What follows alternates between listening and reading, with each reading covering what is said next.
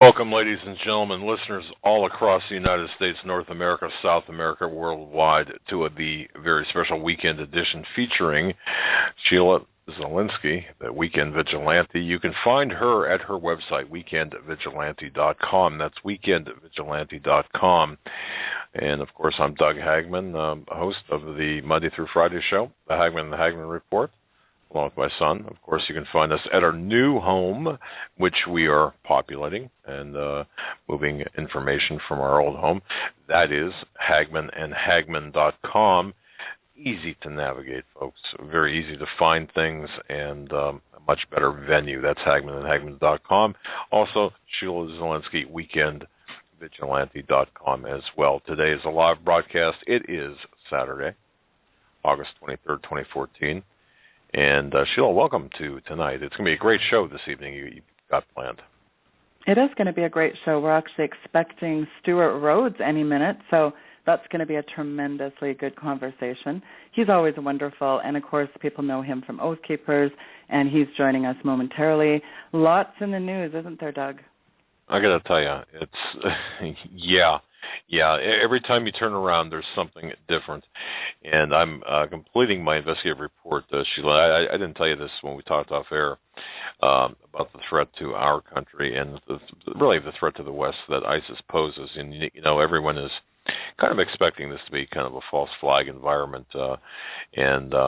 At this point, because of certain circumstances, I don't think that we can take this threat lightly. I do think that America, in particular, and its protectorates, is on a roulette wheel, and the wheel itself is ISIS, and it's spinning. So, that said, I'll turn it back over to you, Sheila.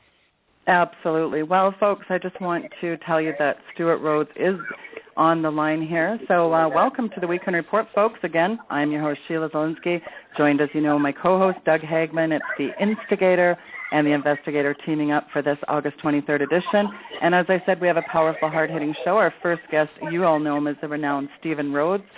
Stuart Rhodes is the founder of Oath Keepers, a constitutional lawyer who's fought tirelessly for our Constitution. And joining us for the last part of next hour is U.S. Army retired Staff Sergeant Joe Rambo Biggs. He's an investigative journalist over at InfoWars with Alex+Jones and his crew.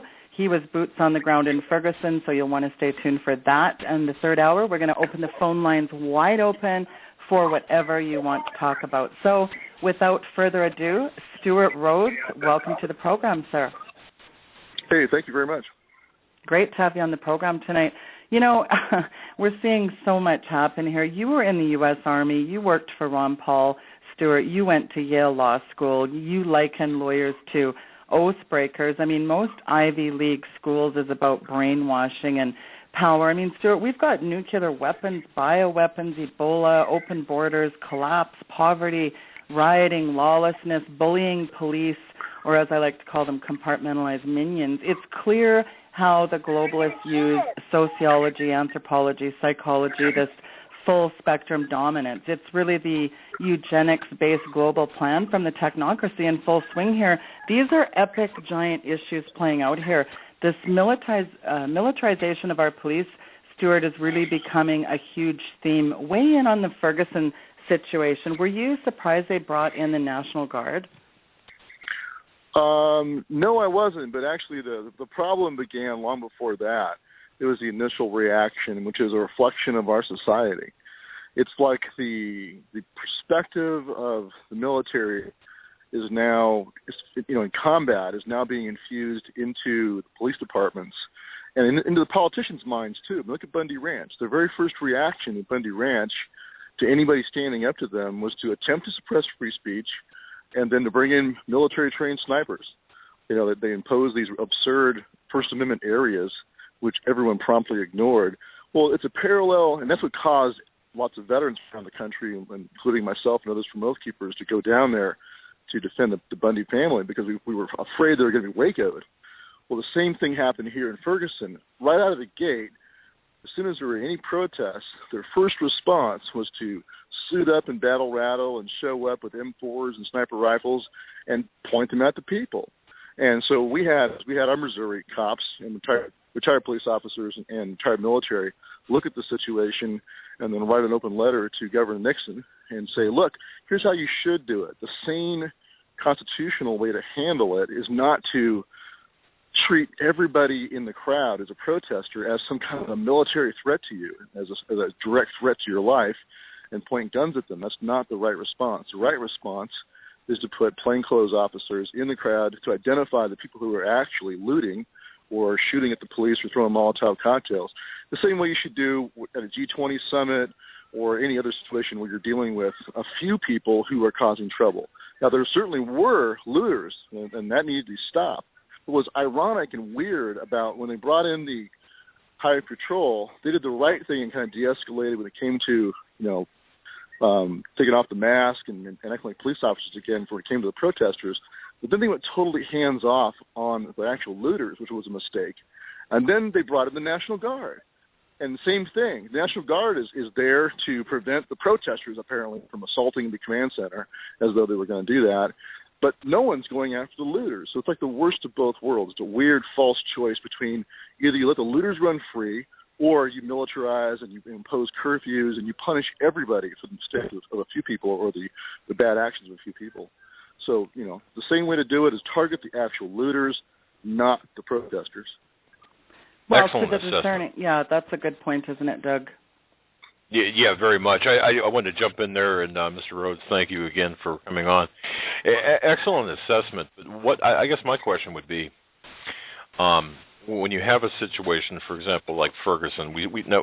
When I'm a history buff, I like to understand. Well, I suppose we can better understand where we're at today by looking at past events. And, of course, in July of 1964, we had a police officer in Harlem, off-duty, shoot a young man by the name of Jimmy Powell. That started a firestorm of protests in Harlem in it was July 1964, I believe it was. I think I said that. I'm going from memory here.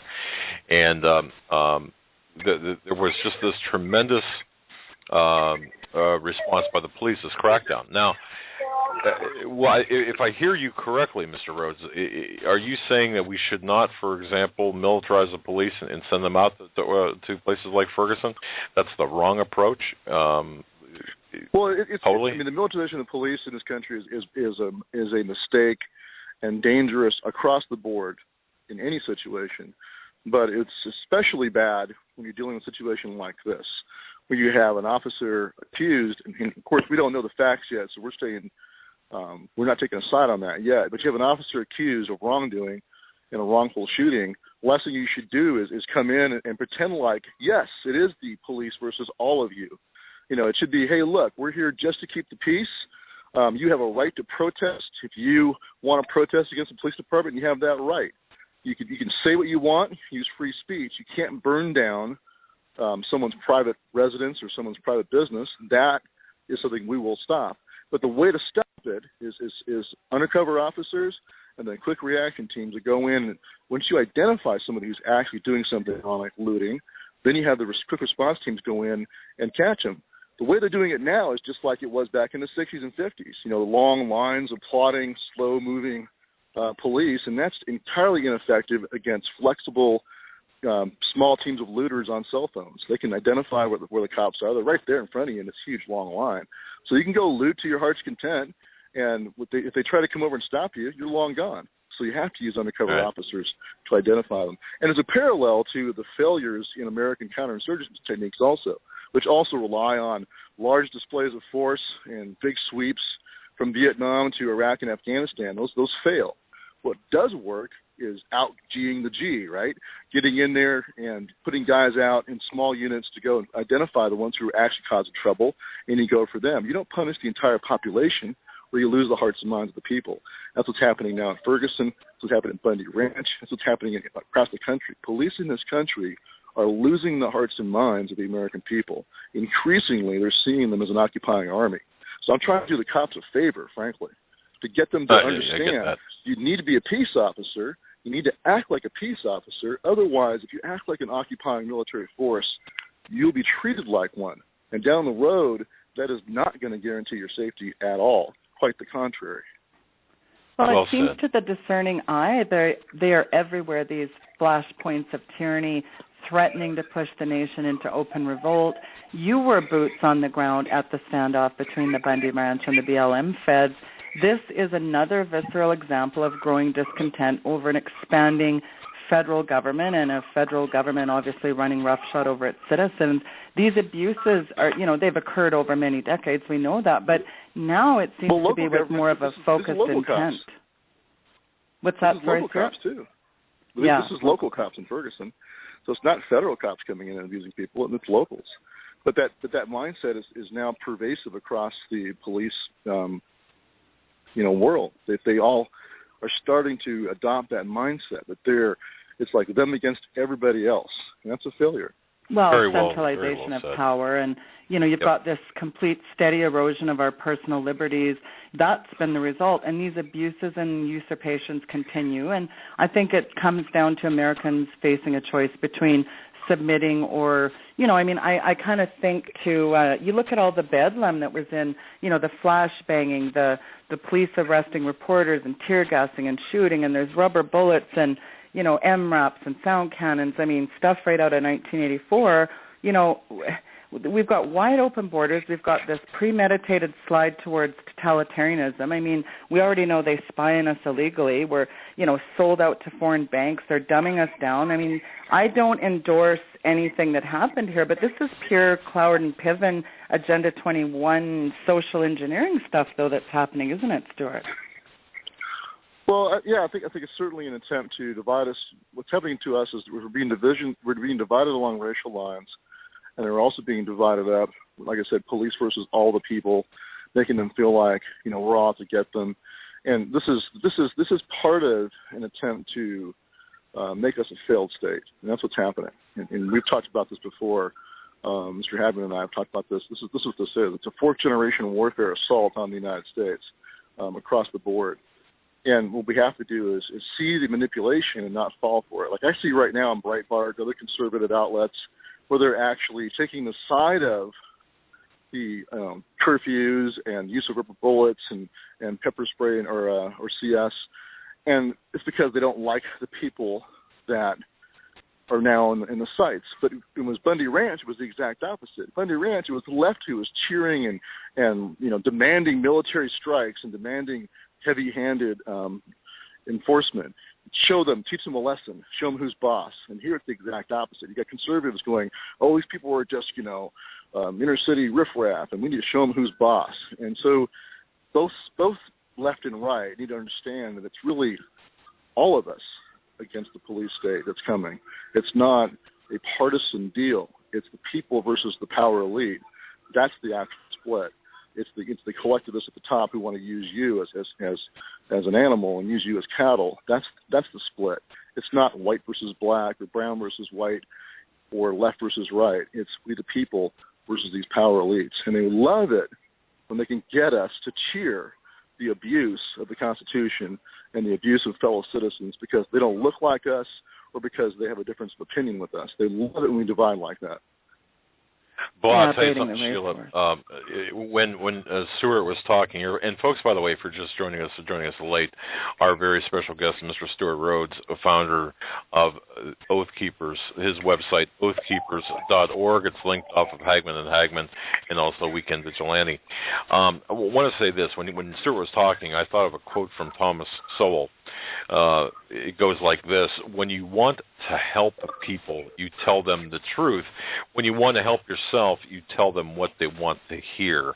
And you can apply that to just about any subject, but in particular what Mr. Rhodes said about the reporting on Ferguson versus, we'll say, the Bundy Ranch.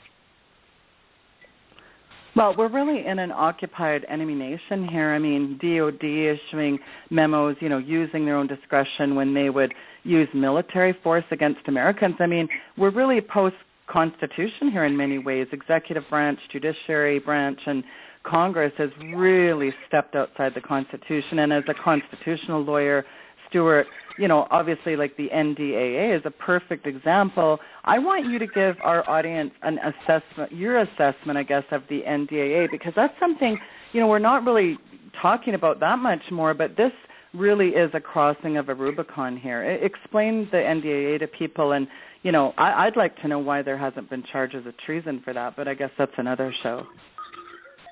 Well, the National Defense Authorization Act is something that Congress does every year to reauthorize the U.S. military, funding for the U.S. military. And what they did in 2012 is they stuck within it a rider, or, you know, a section that codified what they had already claimed the power to do and what they had already been doing in the executive branch, which is detain people, including U.S. citizens, without grand jury indictment, without trial, or render them over, you know, extraordinary rendition to a foreign power, or potentially even just killing them. And so they codified what they had already been doing, applying the laws of war to the American people.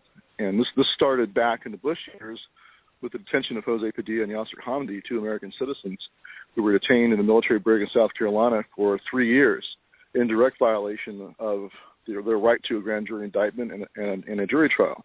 And they're both accused of being traitors to the United States. Well, when I was a student at Yale Law School, the first thing I looked up in the Constitution was Article 3, Section 3, the Treason Clause, which tells you what you must do with an American accused of being a traitor against his own country or aiding the enemy. He has to be tried for treason, and that requires a trial in front of the jury of his peers, which is one of the things our forefathers fought the revolution to preserve, is jury trial. So you can see that they already crossed the Rubicon during the Bush years. And then the Supreme Court in 2004 in the Hamdi case approved it and said, yes, we agree. His citizenship's irrelevant.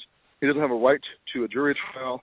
He's an enemy combatant. And that's when we really crossed over into post-Constitution America. Because after that, the only real check now is we the people and whether or not they think they can get away with it militarily. And what I mean by that is whether or not our military would actually apply the laws of war to the American people. And then Obama took Bush one step further.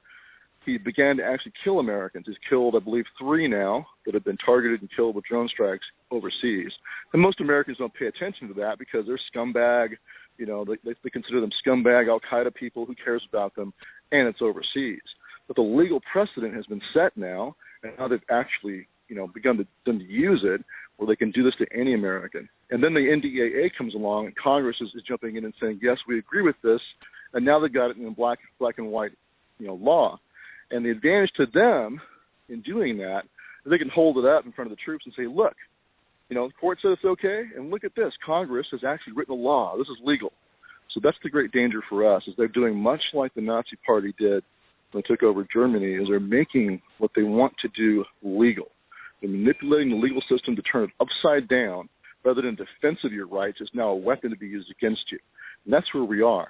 So that's why I started Oath Keepers. I wanted to make sure that there was some check or counterweight to these plans. And a big one, of course, is what the current military does. If they know it's invalid, illegitimate, and wrong, it's more likely that they're going to say no to it. And the other big check is us veterans, and the veterans have a responsibility to wake up their neighbors and help organize their neighbors so that they can take care of themselves. So you remove the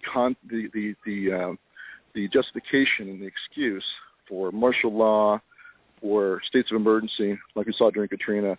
You remove that pretext if you have a prepared community and you take care of your own security. So that's 2 big missions we have right now is to reach out to the current serving, but also to reach out to the veterans and our communities. Well, it's incredible as you talk about the NDAA because, I mean, think about what you can do, Stuart, to an enemy in wartime. I mean, you can shoot them on sight. You can detain and capture them indefinitely, you know, like the Nazis at Nuremberg. You just mentioned Nazi. I mean, the Japanese generals, you know, trying them by, military tribunal. And this authorizes or essentially gives the president authorization to use military force, and you're applying the laws of war to any person, including, myself, yourself. I mean, they've essentially rubber stamped, you know, all these gross violations of the Constitution of the United States. And, I mean, this is a bad Twilight Zone episode, really, isn't it? What they've rubber stamped is basically the Führer principle, which is the leader decides who lives and dies. There is now no real difference between the power claimed by both Bush and Obama now, and the power claimed by Adolf Hitler or Joseph Stalin. Point their finger at someone and say, yes, that is the enemy, kill them. And that sounds outlandish, but that's exactly what it does. Because, like you said, in wartime, you don't just have a right to detain an enemy combatant. You also have the right to kill them on sight, whether it's with a bullet or a missile from a drone or anything, a bomb. All of these methods are used against the enemy, right? So if you could kill your enemy on sight, you can also detain them. And you could try them by tribunal for violations of the laws of war. That's the claim. And they say, because you don't wear a uniform, you're not protected from by the laws of war. You're already an unlawful combatant. Just because you don't wear a uniform or insignia recognizable at a distance, they say you're always in violation of the laws of war. So we're in this absurd paradigm now where all of us, because we don't walk around in the uniform, all as civilians, are considered technically to be in violation of the laws of war. All they have to do is say he is an enemy combatant, we find that he's a combatant, and because he's not wearing a uniform, he's an unlawful combatant. So we can try him for not wearing a uniform and execute him. That's the logic. Or, this is, if you're lucky enough to get a trial, they might just kill you with a drone strike. And they haven't done that yet here inside the United States, but there is no difference between here and over there legally. They are not saying this is something they can only do overseas. They are claiming the power to do it here at home, too, to any American citizen. This is the problem. Americans tend to look at who this person is. Is he a bad guy? Well, then, hey, yeah, go ahead and drone him. That's not how the law works. The law works, it's like categories of people. If you are a citizen and they can drone you, if you're any citizen, they can drone you, they can drone any citizen. It doesn't make a difference who it is. So it does not protect, it does not only target, radical extremist Muslim American citizens, like al-Awlaki or Jose Padilla. Once they claim the power to do that, they can use it against anybody. Well, what you call an American who makes war against his own country, that is a good definition of treason. I mean, why have these scumbags like McCain and Obama and Lindsey Graham not been tried for high treason? I mean, what's more foreign to our Constitution than international laws of war? I mean, are we in 1935 Germany sliding into complete despotism here, or are we in 1775? Yes. Which one is it here? Well, it's good. Their choice is 1935 Germany, the direct parallel. We have to choose 1775 America. And that's actually something I've said in prior speeches. It's like, look, you have a choice, America. You can choose to be 1934 or 35 Germany and slide into a tyranny, or you can choose to be 1775 America. That's your choice. But there are already tens of thousands, if not millions of American veterans who've already made the choice. If we have to, we're going to fight. And so we're trying to avoid it. But if it comes, then we'll fight. And that's something that I think the powers that be know. I mean, Bundy Ranch was a reflection of that. It was just older veterans of Vietnam or the Cold War era. There were plenty of young guys who had just gotten out. One of them was a MARSOC Marine, had 300 kills in Afghanistan behind a sniper rifle. He showed up that day, and he was there with his sniper rifle. And so it was like a serious situation where you had sheepdog on sheepdog almost going to blows. So and there were tons of Marine infantry that were there, veterans, and tons of Army Rangers and SEAL veterans showed up. So it was a very serious situation. So I think there's not much difference between these recently returning veterans and a lot of the guys that are still in current service. A lot of them still feel the same way. Well, so, they're pushing. What's that? It's just such a complete vilification of the veterans, and they're pushing people to their limits, because when you throw out the Constitution and you start treating us like Afghanis and Iraqis, I mean, the veterans across the nation will say, hey, I'm not going to put up with this crap much longer. I mean, they're not going to wait around for them to come and get them. No, they're not. This is and of course, this is what DHS realizes. This is what they know. And they know exactly what you just said is the truth. And I think, like I said, Bundy Ranch is confirmation of that. What I fear, though, is that if you look at the recent DHS write-up about Bundy Ranch, it's like they have blinders on. They refuse to acknowledge, it's like in Ferguson, refuse to acknowledge there's any legitimate grievance, refuse to acknowledge that, like in Bundy Ranch, they're like, oh, there's multiple reasons why people went out there. We can't know. All kinds of conspiracy theorists, reasons why they were there. Nonsense. I've talked to lots of veterans there. The two huge reasons why they came were, one, the free speech areas, which pissed them off, and two, the deployment of militarized police, DHS, and BLM, and the presence of known military-trained snipers. They knew they were there, and they knew they were pointing their rifles at cowboys and their families. Those are the two huge things that ticked them off. And then they saw that video of Ammon Bundy and his aunt being thrown out and tased. So that was, was it for them. They got in their trucks and came. A lot of them just came as individuals. So there's a very clear reason why they're getting this pushback, but they refuse to acknowledge it. They'll never admit, this is the problem with tyrants, they will never, like King George, they'll never acknowledge that there's a legitimate grievance against what they're doing. They'll always say, these are extremists, these are radicals, these are crazy people, they have no legitimate complaint, and they're never going to see how they are causing the reaction.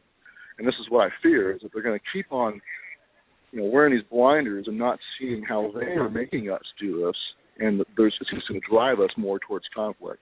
So I hope the federal law enforcement guys out there will catch a clue and realize that, look, how they behave matters. How they handle situations like Ferguson matter, like Bundy Ranch, things like that matter. You have to do them. If you're going to go out there and you say you have a job to do, but do it in a way that's respectful of the community, respectful of the Bill of Rights. Because if you don't, all you're going to do is push us further towards conflict. They have to back off and de-escalate and demilitarize. Well, interesting you mentioned King George. I mean, he subjected us to a jurisdictional that was foreign to our Constitution. That's really what's happening here, really, isn't it? Because, I mean, when you have the waging war on the U.S. citizens by Congress, essentially, don't you? Well, that's it. And it just as the Declaration said, he has attempted to make the military power superior to the civil power, and he has subjected us to a constitution foreign to our form of government. And he's right, or a government foreign to our Constitution. And back in that day, it was the use of courts of admiralty instead of jury trials. They would be taken and tried on some ship at sea, or they'd be taken across the seas, be tried in England for pretend offenses. Those were the abuses that were going on, the violations of their jury trial rights. And, of course, the imposition of martial law in Boston and over all of Massachusetts, the suspension of their right to town hall meetings. When Gage showed up, he had in hand the Governance of Massachusetts Act, which suspended the town hall meetings. So there was all of this gross violation of their rights that they had enjoyed traditionally as Englishmen, and yet, of course, the king refused to acknowledge that he was pushing them. He created his own resistance. This is what's happening right now, too. The federal government and many of these local state governments as well are creating their own resistance. And they can go look right in the mirror for the reason why. It's not that we are crazy somehow and don't know what we're doing. It's because of their actions. And they can look in the mirror and they can go look at the current serving military and look at recently returning veterans, and they can see that these are guys that are much like them. A lot of these current serving cops are veterans. They should know better. They should know and understand the mindset of the guys that they served with and understand that there's only so far they can push them. But they're being used as cannon fodder against us. And that's why it's critical for us to never buy into this idea that every cop is bad. I mean, there are still some good ones. We have to try to get them to see their responsibility and try to get them to see that we're all living in the same country. But if they abdicate and abandon their responsibilities, then they absolve us, as well. Well, it's funny you mentioned cannon fodder. It's like how the military is going to be used as cannon fodder against their fellow Americans. I mean, you've got, it's always a detestable foreign enemy like Al-Qaeda to justify this judicial legislation. This is, legal precedents for judicial decisions, actions, and then, as you mentioned, codifying into law. You've got surveillance, DHS, Northcom, troops going in, and then they always turn it around to target and vilify the gun owners, the constitutionalists, the veterans. It's amazing. They create this meltdown, and it's always a good justification for suspending basic rights, isn't it? Right, and they want the police to identify with the state and fear the people and see the people as their enemy. That's what they're hoping to do. And, of course, they would love to do that with the military. They're less successful with the military because the military is not used on a day-to-day basis inside the United States.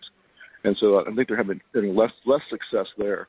But in the police, we can't turn a blind eye to what's obvious. They have successfully militarized our police, first through the drug war, now through the war on terror, to a great degree. And so it's going to be a difficult uphill fight to deprogram our police officers. But I think the best way to do that is to use good police officers, retired cops who understand what's going on, to go talk to the current serving cops. That's what we're doing right now in Missouri. We have a couple of retired Missouri police officers who are oath keepers who are going out talking directly to the police there, telling them, look, guys, this is not the right way to do this. Here's the right way. Well, and speaking of Missouri, you issued a letter of warning, didn't you? Tell our listeners about that. Yes, our Missouri chapter sat down, and retired police officers and retired military veterans sat down and said, and looked at the situation, and then wrote an open letter to Governor Nixon and said, look, this is where you're making mistakes. This is where you're going down a road that's going to lead to violence, more violence. You're going to force us. And, at the end of the letter, it says, look, if you keep going down this road, you're going to force us to fight here at home against a totalitarian police state, the same way our grandfathers and fathers fought overseas against a totalitarian police state. So don't make us do this. But the heart and soul of the letter is the recommendations that I already talked about. Here's the smart way to do it. Curfews don't respect the First Amendment. Curfews don't work. All they do is alienate the entire community. Same thing with spraying rubber bullets. Same thing with pointing rifles at everyone. That's incredibly unsafe gun handling, first of all, and irresponsible. You don't need to put your rifle up on your shoulder and point it at somebody until they're actually a threat. Prior to that, it's unsafe and irresponsible. You're endangering the population, and you're endangering yourself, frankly.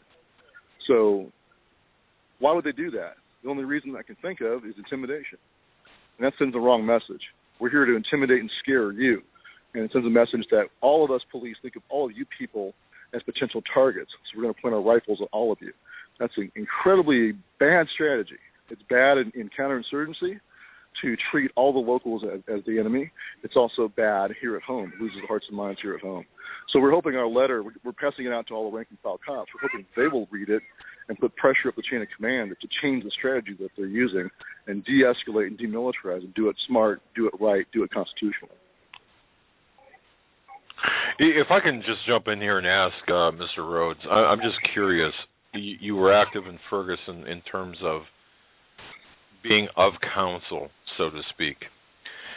And this is kind of a little bit of a left turn, a diversion from what we're talking about. But what's your level of penetration with the police departments across the United States?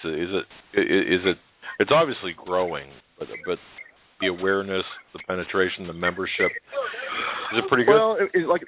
Well, for example, in Missouri, our retired police officers and veterans were able to talk to many of the current serving sergeants, and quite a few of them expressed, they agreed with our strategy and said, look, this is how we do it, whether it's the G20 or any other event like that, using undercover officers is the way that they've done it in the past. And so, frankly, they're baffled why that's not being done now. And so, in general, we have a pretty good success rate of reaching out to them, but usually it's informally. A lot of them are afraid to join because they're afraid to be persecuted and purged out of their department. And I understand that. And look what's going on right now. This St. Louis County officer, Dan Page. He's not a member of Oath Keepers, but he's been suspended because of things he said in a private or in a opinions. He's being suspended now because CNN has decided he's a bad guy, and they're putting pressure on his commander to suspend him. And so they're violating his free speech rights. And so, sure, officers are afraid of being purged. And clearly that's what they want. I mean, CNN's doing it right now. They're going around on Facebook and looking for officers' comments on their Facebook pages and looking for any speeches they might have given publicly, and they're trying to get them purged. That reminds me of Brandon Robb. I mean, it's this. What's very disturbing is you've got the DSM-5, this new oppositional defiance disorder. So if you refuse to follow authority, well, hey, they'll just cart you off to a mental ward. Like, look at Brandon Robb. Whatever, he posted something on his Facebook, and they held him in a psych ward against his will, and that's against his free speech. I mean, you've got a Marine vet. It was entirely because of things that he said, protected speech that he said on his Facebook page. If they could have arrested him and charged him with something, they would have. But everything he said was protected free speech. So instead, the FBI went to the local police and said, hey, why don't you guys use this Virginia statute for mental health? when they had him committed under mental health. This is the same kind of crap that was done in Stalinist Russia or Nazi Germany. If you oppose the regime, there's something mentally wrong with you. So they send you in for a psych eval and detain you in a mental hospital. In Brandon Robb's case, it's fortunate that a judge released him after a few days of being held. It's really a good thing they did, because I can tell you there were plenty of Marines. He was a Marine veteran. There were plenty of Marines around the country pretty pissed off, and they were planning on going down there and breaking him out. If they had kept him for another 30 days, I think there would have been some veteran Marines who would have showed up and busted him out. Wow. That's the first time I heard that. I mean, okay. Yeah. Wow. And it wasn't like I asked guys if they would go break him out. I just asked some veteran Marines, or they just contacted me and said, hey, what's going on with this guy? And they're from multiple different places. The sentiment was, if they don't let him out, we're going to go get him out. So. Man. Oh, wow. Sheila, go ahead. Well, look what happened at Bundy Ranch. A bunch of Marines showed up to protect the cowboy, so don't think a bunch of Marines wouldn't show up to protect a fellow Marine, you know? I was really stunned by that as well, but I guess the bigger part of that is when, you know, an American citizen can just be carted off under some oppositional defiance disorder if you are not following proper authority. I mean, that's got to ring the bell of people out there to think. I mean, think about that, Doug and Stuart. The fact that, hey, if you don't agree with what we're saying, or if you're not going to be, following orders, well, hey, we'll just cart you guys off against your will to these mental wards. I mean, that's pretty huge, don't you think? Oh, it is, absolutely. Like I said, it's repressive regimes always find a way around whatever protections there are of free speech in person. They will always find a way, whether it's through enemy combatant status or whether it's through mental. I consider the Brandon Robb situation an example of enemy combatant status light. It's like the next step down. We'll call you crazy. We won't label you an enemy in wartime and apply military law to you, but we'll call you crazy and still lock you away without a jury trial. It's what's the difference? So, like I said, both Stalinist Russia and Nazi Germany, the same thing was used. They would either try you in front of what they call people's courts, which were packed with Nazi judges, and send you off to a concentration camp. But the next level down was just to call you crazy and put you in a nut house.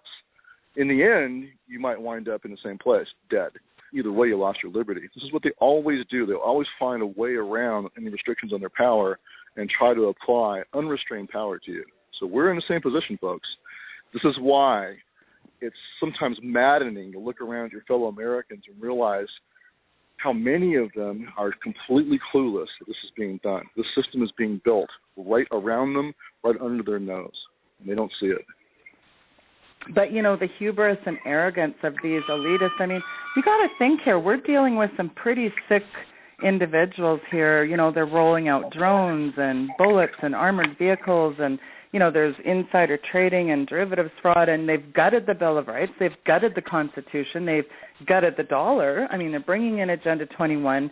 I mean, this is absolutely, this stuff is happening, folks, and I just think it's incredible arrogance on behalf of these people that have signed an oath. Don't you find that part of it ironic? Well, most of them, either they don't know what the Constitution means in the first place, or they know and they don't care. Like I talked earlier about guys who go to Ivy League law schools, I think for the great majority of them, they could care less. I know that from personal experience at Yale Law School. They're there to punch their ticket and get their, on the path to power. They're there to learn to manipulate the law. This is the problem, is you can get a judge to approve almost anything. I can't think of anything you can imagine that a judge can't find constitutional. This is the problem with judges. They're taught in law school how to do this. That's what it really is. It's like a finishing school for professional liars and manipulators of text, and they can make anything constitutional. I challenge you to like the Fourth Amendment, for example, try to imagine a search scenario that a judge can't rule is constitutional. You can't do it. Wow, there's a loophole. Right. There's already a loophole. Like inevitable discovery, for example. Oh, sure, we searched him without a warrant. We searched him. It wasn't an issue of officer safety, but we would have found it anyway. So they've created a doctrine called inevitable discovery. They can search you without a warrant. They can say, well, we would have found it anyway, so it's okay. So as an example, the Fourth Amendment's already been gutted beyond belief. Well, and not just that, but the gun grabbing is just so sickening. I mean, Feinstein's back in action with their Reichstag tracking scheme. You know, that's been in the work for years. We know that. These neoliberals want the right crises, right? Every provision in the Bill of Rights is under assault. And they're under assault either from the left or the right, or sometimes both, oftentimes both. Like, for example, the Patriot Act was bipartisan. The NDAA in 2012 was bipartisan. Most of the huge assaults on the Bill of Rights are bipartisan. But even when they're partisan, it's still on attack. So a conservative might maybe defend the Second Amendment a little bit better than a leftist, and the leftist might maybe defend the Fourth Amendment a little bit better than the rightist. But usually they get together and compromise. And the compromise means they're going to rape you not quite as hard, but you're still going to get raped. You know, the Lady Liberty is still raped. That's the problem. And so they compromise and compromise and compromise. And usually what it means is you lose more and more freedom. And so we're dying a death of 1,000 cuts, slow poisoning. That's what's happening to us right now. Well, and then the proponents of any of this legislation, like the NDAA, you know, well, it's necessary in order to ensure the security of the United States. I mean, think about Republican Senator Lindsey Graham. And when they say, I want my lawyer, you tell them to shut up. Wow. You don't get a lawyer. You're an enemy combatant. There's a special place in hell, I hope, for Lindsey Graham. So, and frankly, I consider Lindsey Graham an enemy combatant of the Constitution. Thank you. Well, I do too. He was a JAG officer in the Army. He knows better. He knows exactly what he's doing. So I think his culpability is even higher. I consider him a knowing traitor. He knows what he's doing and is still doing. He's not an ignorant, useful idiot. He knows exactly what he's doing. Well, you got to remember, these people admit, Doug and Stuart, on record. I mean, Feinstein's admitted on record that if it was up to her, she would take all the guns.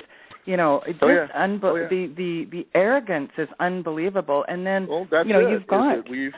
They've gotten away with this for so long, and they have absolutely no repercussions they can see. And so they have, what the Greeks called hubris, false pride. And, but they've gotten away with it so far. We'll see in the end, though. We'll see how it goes. So, Stuart, I've got a question for you. I apologize, Sheila. A listener listening live in the United Kingdom had just sent this to me via email, wanting to know, Mr. Rhodes, is Ferguson over in terms of the worst, or is the worst yet to come and we're just not seeing it? I don't know, because it depends upon how real the investigations are, how transparent and trustworthy they are. And here's the problem, is that many Americans, not just black Americans, but many Americans no longer trust coroner's inquests or internal review or any of the mechanisms for reviewing police shootings. Most of them think that they're just cooked up and they'll just rubber stamp and find a way to make it okay. And so they don't trust it. And I have no idea whether this was a legitimate shooting or not. I don't know. The rest is the problem. Even if it was, even if the officer was legitimately in fear for his life and under the reasonable man standard had a right to fire, you might still have unrest because people don't trust that process. That's why a grand jury is so incredibly important. That's why I'm glad it's been given to a grand jury, but it needs to be a real grand jury that actually has the freedom to investigate and not be steered by the prosecutor into being a rubber stamp. This is what most grand juries are. The saying was, even at law school at Yale, that a grand jury will indict a ham sandwich. So but when it comes to police shootings, usually it's the opposite. Usually they are exonerated no matter what they do. And we've seen this over and over again across the country. It's like an Alice in Wonderland fake review. And so because of that, I think that the people of Ferguson, and because of the way the police have responded already, their perception is, hey, they've already decided that no matter what, we're wrong, they're right, and this is how it's going to go. And so you may see unrest no matter what happens. Yeah, at some point. Go ahead, Doug. Well, Sheila and Mr. Rhodes and I've been involved in actually 2 grand jury proceedings in my capacity as an investigator, which is nothing really. But having said that, I've seen some of the inner workings of this. But at the end of the day, with respect to Ferguson, to me, it almost doesn't matter the incident itself, it takes a back seat to everything else. I mean, whether or not the shooting was justified, we don't know. Of course, we don't know. What is this guy? The deceased is now being autopsied for the third time, or has been autopsied for the third time. It's just the whole thing is incredible. But to me, it's not even any more about the shooting. It's now about the response, and that is a really dicey area to be into.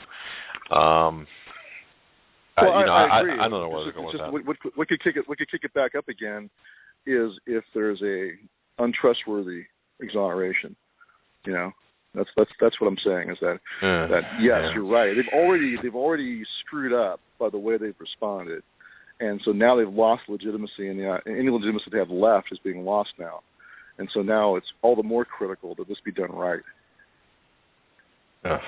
Wow. Go ahead, Sheila. I'm sorry. I didn't mean to interrupt there. Well, it's just incredible because, as Stuart alluded to, I mean, obviously, it's a stark illustration of, when you have militarized U.S. law enforcement, as we've seen in Ferguson, this militarization of police tends to escalate the risk of violence to the communities. That's something that's, it's pretty standard. And, we've looked at U.S. police agencies, that's been escalating for decades.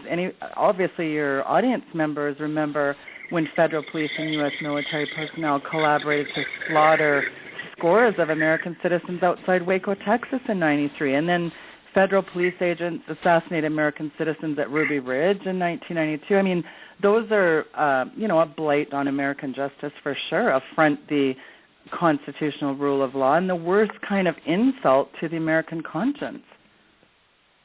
And then you can add to that the response to the Occupy Wall Street movement, the pepper spraying and the imposed curfews and the bans that they dispersed, things like that. And once again, a lot of conservatives cheered because they don't like dirty hippies, and so they cheered that, but they're cheering the destruction of the Bill of Rights. And just depends on whose ox is being gored. It's sad in America. But hopefully and thankfully, there is now a growing portion of our population that doesn't care whether it's a, quote-unquote dirty hippie or an inner-city black person or some cowboy in Nevada. They don't care who's being abused. They're going to stand against it. That's what we need. We need consistent defenders of the Bill of Rights for everybody, whether you like them or not, because what you're defending is the protections, the shield of the Bill of Rights for you and your own children.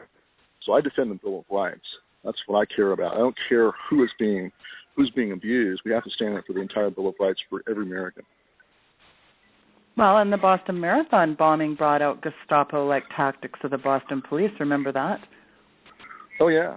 Same thing, pointing their rifles at people. In fact, we had recently returning Afghanistan and Iraq veterans telling us that the people of Afghanistan and Iraq were treated with more respect when doing searches than they saw being done in Watertown, Massachusetts. The, pointing rifles at children as they come out of the house, that is worse than what was done in Iraq and Afghanistan as far as during searches, during coordinated search. Well, and that's exactly what we saw take place at Waco and Ruby Ridge, Boston, and hundreds of obscure places all over the country, and now Ferguson is a preview. And in all these SWAT raids where they come through your door and shove them a select fire rifle or submachine gun in the face of everyone in the house. It's the same thing. Yeah. It's being done every day in America right now with the SWAT raid. It's a preview of America's burgeoning police state. And, are people with a political agenda such as you've got Jesse Jackson, Al Sharpton, taking advantage of this situation, race baiting, without a doubt. I strongly suspect that the federal government is using paid provocateurs to further inflame the situation, too. Well, absolutely. And when you've got, whether they're paid or not, you've got groups like the New Black Panther Party out there, and they're trying to make it about race. And our guys on the ground have said that during the day they talk about, brotherly love and peace and this kind of stuff, but at night the Black Panther speakers get more radical and start talking about whitey. This is all whitey coming to oppress you, and get whitey. So they're trying to divide us along racial lines. And it's the same thing like La Raza. They do the same thing in the Hispanic community. They want to make it a racial issue. So like in our open letter from the Missouri chapter to Governor Nixon, we said, for us, this is not about race. It's about the Bill of Rights. And we said that, look, those of us who served in Marine Corps or Army infantry, we were taught to see only one color, green. Your fellow Marine or Army or your soldier is either dark green or light green or medium green, but he's green. We're all the same. We're all in here together. We're all brothers. So, but they're trying to make us see each other as color. Like, you're white. That's your label. You're black. You're Hispanic. You're Latino. Or they give all these different labels and want you to see yourself as being part of a distinct culture separate from your fellow Americans rather than being Americans first and foremost. And this is part of the divide and conquer strategy. Same goes for the cops. They want every cop to see anybody who's not a cop as a potential cop killer and enemy. And they especially want every cop to look at every veteran as a potential cop killer and enemy. What they really do want is sheepdog on sheepdog violence. They would love to have the cops killing the veterans and vice versa. They would love it. Well, and the DHS is routinely supplying police state-style training for practically every local police agency in the U.S. and has been for years. And obviously, you know, it was the creation of the Department of Homeland Security's implementation of the Patriot Act under G.W. Bush that has propelled this police state mentality throughout America's heartland. Would you agree with that? Oh, absolutely. And, of course, unfortunately, the DOD is helping. They're giving free MRAPs and all kinds of, night vision and 50 caliber rifles and even machine guns. They're giving all this stuff to these local departments. And nothing comes for free. There's no such thing as a free lunch. So part of what comes with it is strings attached, strings of control, and federalize the police and militarize the police and turn them into a standing army. So I think what's going on is they are less confident about the military doing what they're told. They're more confident about the police doing what they're told, and that's why they're focusing so heavily on militarizing the police. But at the same time, they're trying to normalize application of military force as well. As you mentioned earlier, this recently disclosed DOD memo dating back from 2010, I think it was, that gave very low threshold latitude and leeway for local commanders of bases to respond to requests from almost any public servant for military aid, including use of military force against American citizens. They're normalizing it and making it lower threshold. I think that's the next shoe to drop. They've already normalized heavy SWAT raids and militarization of our police. Now they're going to normalize application of the actual military here domestically. But that's more difficult for them. That is one they have to tread more gently with. Like at Bundy Ranch, we learned later, the Washington Post disclosed that there was an actual military strike being considered on the Bundy Ranch supporters. Fortunately, they decided not to do it, but they were considering it. And just imagine what would have happened if they'd have done it. Well, yeah, I was going to say, Civil War would have kicked off. Well, yeah, exactly. What in the world would that have looked like afterwards? I mean, seriously. A military strike against the supporters at the Patriots at the Bundy Ranch. Following that, I cannot think of anything that would have stopped an all-out civil war in this country. Yeah, I can't either. There have been a bunch of dead veterans.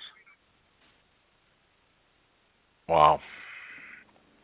Man. Well, I think Obama is... Don't you think he's abdicating his right to sit in the White House? Well, sure, he's following the same path that King George did. Like our founder said, because of these things that he has done, he has abdicated his right to rule us. And that's the same thing that George Bush did, frankly, and Obama's doing the same thing. I don't consider them legitimate at all.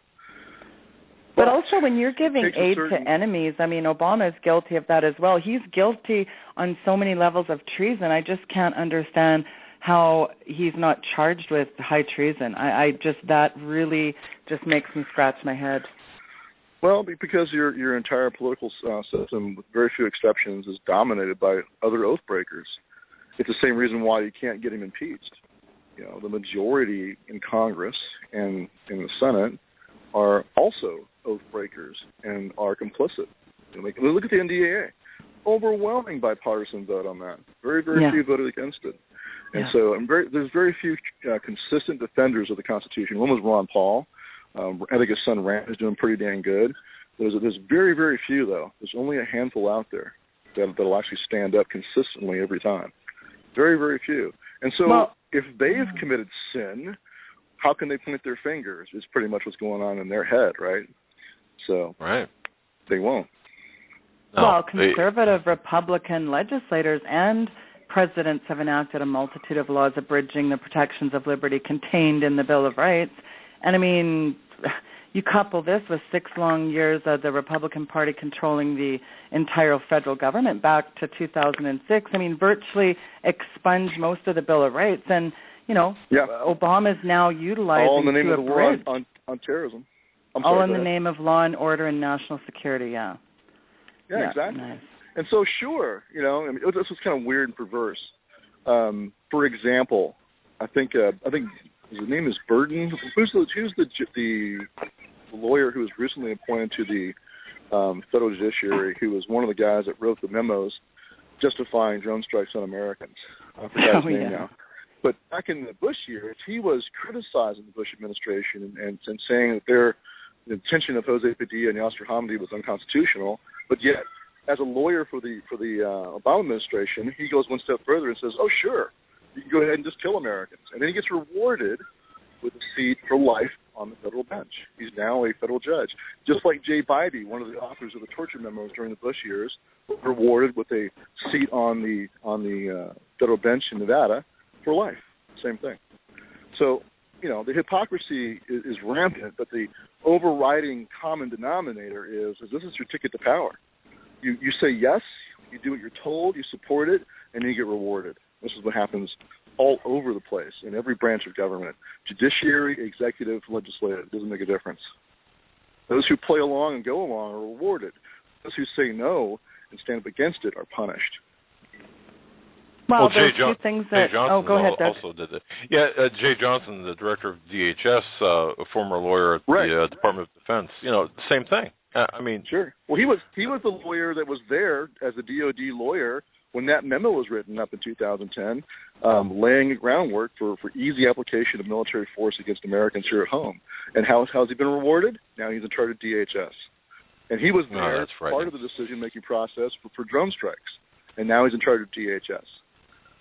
Man, that is frightening. Folks, in case you're joining us late, and Sheila, I'm going to toss it over to you here in a second, but before we go any further, I just want to say we're talking to Mr. Stuart Rhodes. It's an honor to speak with him. I'm a great fan of his website, oathkeepers.org. That's oathkeepers.org. Folks, they are making a difference, and they are the buffer between we, the people, and they, the drone masters. I don't know what else to say, but Sheila, go ahead. The drone masters. Well, we're at the top of the hour. Go ahead, Stuart. I was going to say, we're actually, if we're the only buffers, you're in trouble. What we're trying to do is create a buffer. We want to get more and more active duty on our side, and I think we're being successful in that. I think more and more of them are thinking about their oath. That's the real buffer. Well, we're going to talk more about that as soon as we come back from the break. And, of course, if you're just tuning in, we are with Stuart Rhodes from Oath Keepers. And, Stuart, tell our listeners a little bit more about, for those that don't know, of course, I don't know what rock you'd have to be hiding under not to know, but tell our group a little bit more about Oath Keepers and what you're trying to do with your organization. Well, what we are is an association of both current serving and former military, police, and first responders like firefighters and EMTs. And the main mission of Oath Keepers is to remind all those that took that oath to keep it.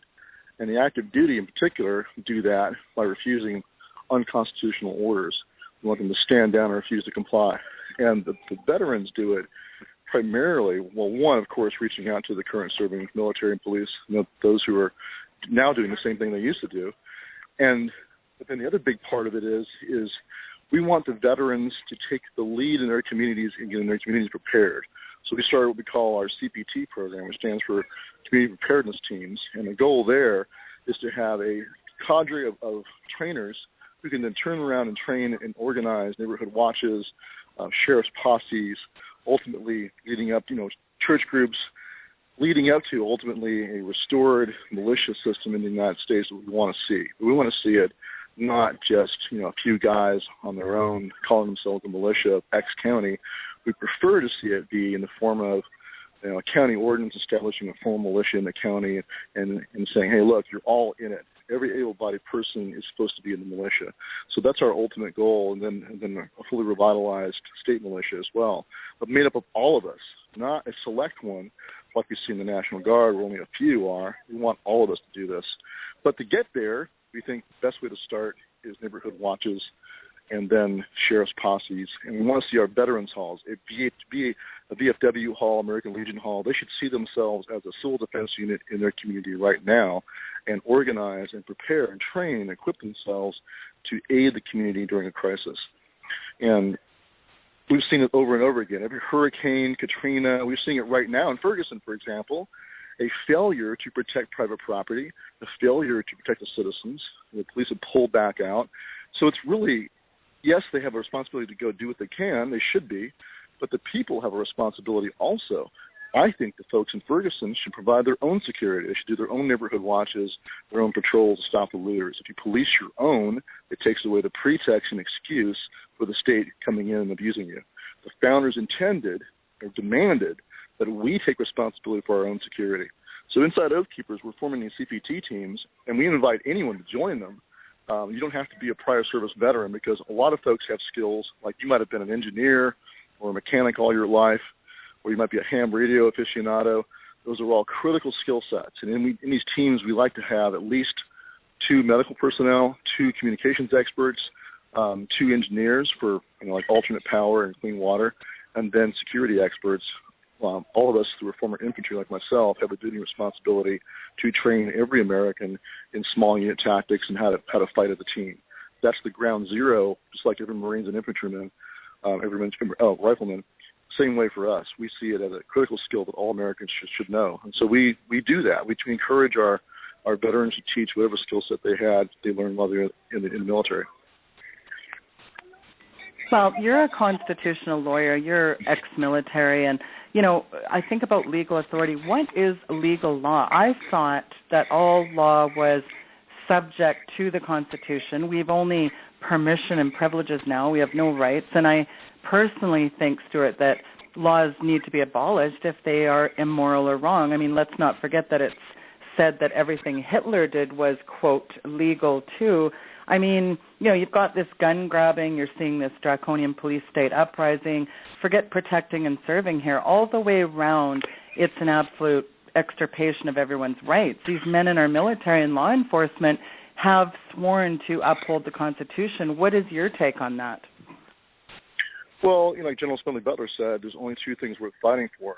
One is our home, and the other is the Bill of Rights, and he's right. And so, yes, the highest duty we have is to defend the Bill of Rights. And every veteran, this is what we always tell them, is your oath doesn't expire until you do. As long as you're on this side of the grass, you have a duty to keep defending the Constitution. And the same goes for every soldier. But like you said, just as was done in every other country in history that's gone down the road to a totalitarian nightmare, they turn and twist and turn the law inside out. Rather than being a shield to protect your rights, it's now a sword to cut your head off. This was done in Germany, it was done in Russia, it's been done all over the world. It's not being done here in the United States. But the antidote and the cure to it is to wake up and alert the enforcement mechanism, the military and police, the muscle. If you can alert them to what's being done and appeal to their sense of honor and courage, and a lot of them still, they do have courage, but whether they know what's right or wrong is the big question. If you can show them what's right and wrong, and then let them know that you've got their back, this is critical too. This is why you can't just say, "Oh, please, Mr. Policeman, please, Mr. Soldier, and Marine, and Airman, and Sailor, don't abuse my rights and defend my rights. Please, stand up and do what's right." You can't do that while you're sitting on a couch eating bonbons. You can't do that and say, "Oh, I got your back. I'll be over here waving a sign." No, you need to be willing to serve as the posse of a constitutional sheriff. You need to be organized and trained so you can support the good guys. If they are going to stand up and risk their life and their career to do what's right, you had better be willing to stand right next to them as the militia of the county or the state, as the sheriff's posse, as the neighborhood watch that steps out and backs up a good cop when he's doing the right thing, okay? Or stands against the bad one when he's doing the wrong thing. So you got to be willing to do that. Some guys want to pretend like they've satisfied their oath just by flapping their gums and not being willing to actually organize their communities. That's a mistake. Right. Or to be, it's either a mistake or it's cowardice, frankly. But either way, it doesn't get the job done. The founders expected us to be our own security. We have a duty and responsibility to do it. Sheila. Well, yeah, duty, responsibility. Okay. Go ahead, Doug. Exactly. And Mr. Rhodes, come Monday morning, people listening to this broadcast, if they want to get involved and help the cause to save our rights, or what's left of them, what do we do? Those people who are not part of active military or former military, former first responders, do we go down to the sheriff's department and inform them of Oath Keepers or talk to them about Oath Keepers? I think the most important thing you can do, everybody, is start a neighborhood watch. And then look at your own family as a team. Do you have security in your family? Do you have emergency communications, emergency medical, engineering? Do you have those things in your own family? And then the next question is, do you have that in your neighborhood? Do you have community defense? Are you organized as a community? None of that involves you having to go do anything in government. You can do that yourself. That's the most important thing. Then, of course, go to your police station, and if they have a liaison officer that handles neighborhood watches, work with them. Of course, encourage your sheriff to form posse. Do all of those things in your community you possibly can do. Strengthen whatever is there already, but don't wait for that. Go ahead and start a neighborhood watch right now. That's the most important thing you can do. Absolutely ground zero. Fantastic. Okay, fantastic advice. And folks, please take heed of that. This is something, by the way, that I say we, I'm talking about here at my household, just began doing, talking to neighbors. And I got to tell you something. You will be surprised at the response that you'll get about. You'll get some neighbors who are thinking the same way you're thinking, without even knowing, that. I mean, it's a good thing to do. Go ahead, Sheila. Well, it's funny because, Stuart, as you were talking a minute ago, you said the word honor and courage, and now they're almost punchlines and jokes. I mean, when you say honor and courage, I think of the Lexington Minuteman representing Captain John Parker. I think of retreating not being an option for the colonists, and I think of men like my granddaddy who stormed the beaches of Normandy. He took a bullet. He didn't back down. Tens of thousands of GIs over the years have watched their comrades bleed and die, and if one thing boils my blood, it's the vilification of our incredibly brave veterans. And, but I think about what all we've allowed up till now, and it's heart-wrenching. What is the tipping point here for the citizenry? I mean, how far, Stuart, does all this have to go? I mean, are we just going to keep giving up everything without a fight, continuing to bow down to tyranny like cowards? No, there's pushback already happening. I mean, you saw it at Bundy Ranch, and this is what they're worried about. That was only the tip of the iceberg. I mean, it's different for different people. I mean, look at Lexington Green. Gage imposed martial law in Boston. He suspended the legislature and town hall meetings all across Massachusetts. They did all of these things, and the people still did not fight back. But they were preparing themselves. They were organizing and training as militia. They were getting ready. And then the powder keg finally came. The flashpoint was Lexington Green. So we don't know what our flashpoint will be. But the mindset of the British, because they had already subjected the American people to a long train of abuses and they had not yet fought back, the British officers thought they would never dare to fire on the King's troops. That's what they thought. They thought they were disorganized and cowardly and wouldn't dare. They were so incredibly wrong.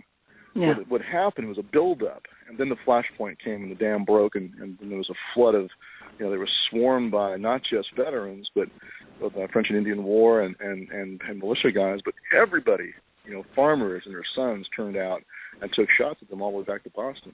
So they were spectacularly wrong. They had misread the temper of the American people because they had not yet fought. We're in the same situation. It's a buildup and a boiling that's going on. It's getting hotter and hotter. And they think, they thought at least till Bundy Ranch, that we would never dare stand up to them. Well, Bundy Ranch said we would. So this is the thing. And then before that was the actions of the veterans in D.C. tearing down the barricades. Remember that?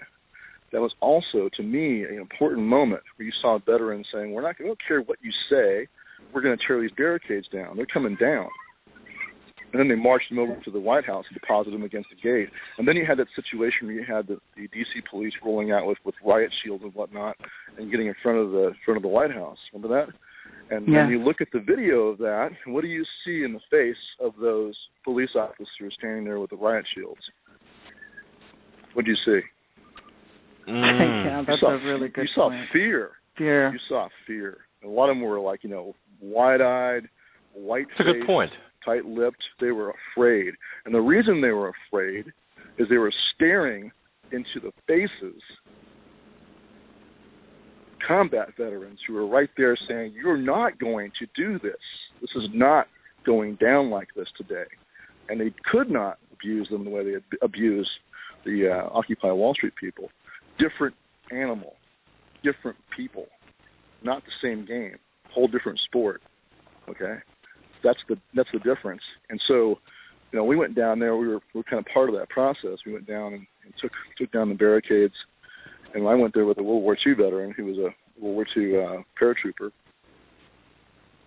Same mindset. He's like, I'm taking this barricade across the street, dumping it on the grass. I don't care what anybody says. I'm not going to stop. And same goes with, we had Ben Smith there, retired Navy SEAL, and his buddy Shannon, another Navy SEAL, and a bunch of other guys who were there with us, Army paratroopers and all kinds of veterans. Same mindset. We're doing this, and you guys do whatever you think you need to. We're going to do this. And the cops said, hey, look, we're veterans also. A lot of us are veterans, so we understand, and they were cool about it. So, but that was, to me, a warm-up for what you saw at Bundy Ranch. You saw veterans standing up and saying, this is, we're not going to stand for this. And the same thing happened at Bundy Ranch. We're not going to stand for you pointing sniper rifles at this ranching thing. It's not going down like that. You're not going to wake with them. You got to come through us first, was the mindset. That's why guys showed up. And so this is the problem, though. Like I said earlier, my concern is the powers that be are not getting the message. They insist on saying, we're crazy, we're conspiracy theorists, this is all about, race or loss of power among white males or whatever they want to try to say. Those are black guys at Bundy Ranch. One of the most squared away guys I saw there was a black veteran from Missouri who's a contractor right now. He's probably overseas right now. He was there with his team from Missouri. So it wasn't about race. It's about the Bill of Rights. Same goes for right now in Ferguson. It's not about race. But they don't get it, or they refuse to get it. Did you see the Chicago police chief or police superintendent Gary McCarthy? He said law-abiding gun owners are corrupt and may endanger public safety. Did you hear that? No, I didn't hear that. That's pretty hilarious. Yeah, well, funny. I mean, reminder to him is he going to come arrest us all? What's he going to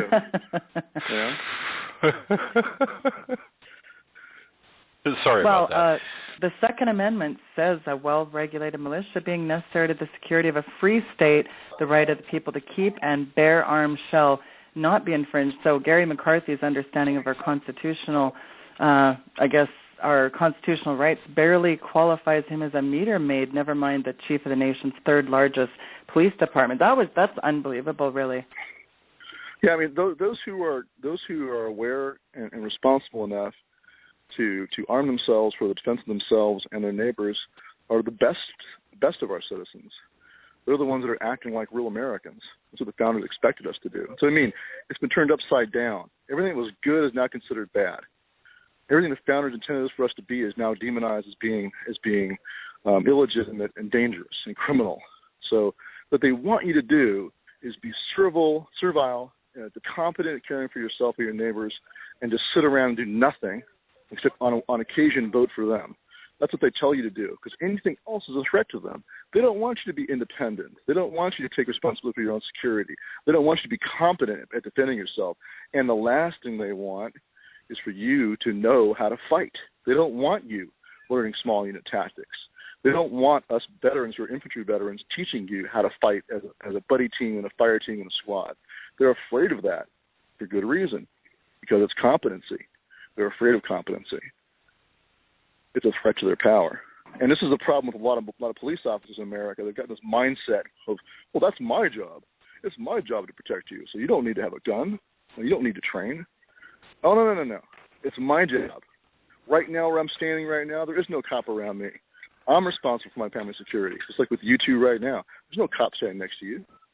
It's an illusion anyway, and they can't do it. Look what happened in the Rodney King riots. Look what happened in Katrina. Look what happened right now in Ferguson. They are incapable of protecting you. When there's any kind of social disruption, they are overwhelmed. They cannot get it done, especially when they do it wrong, of course.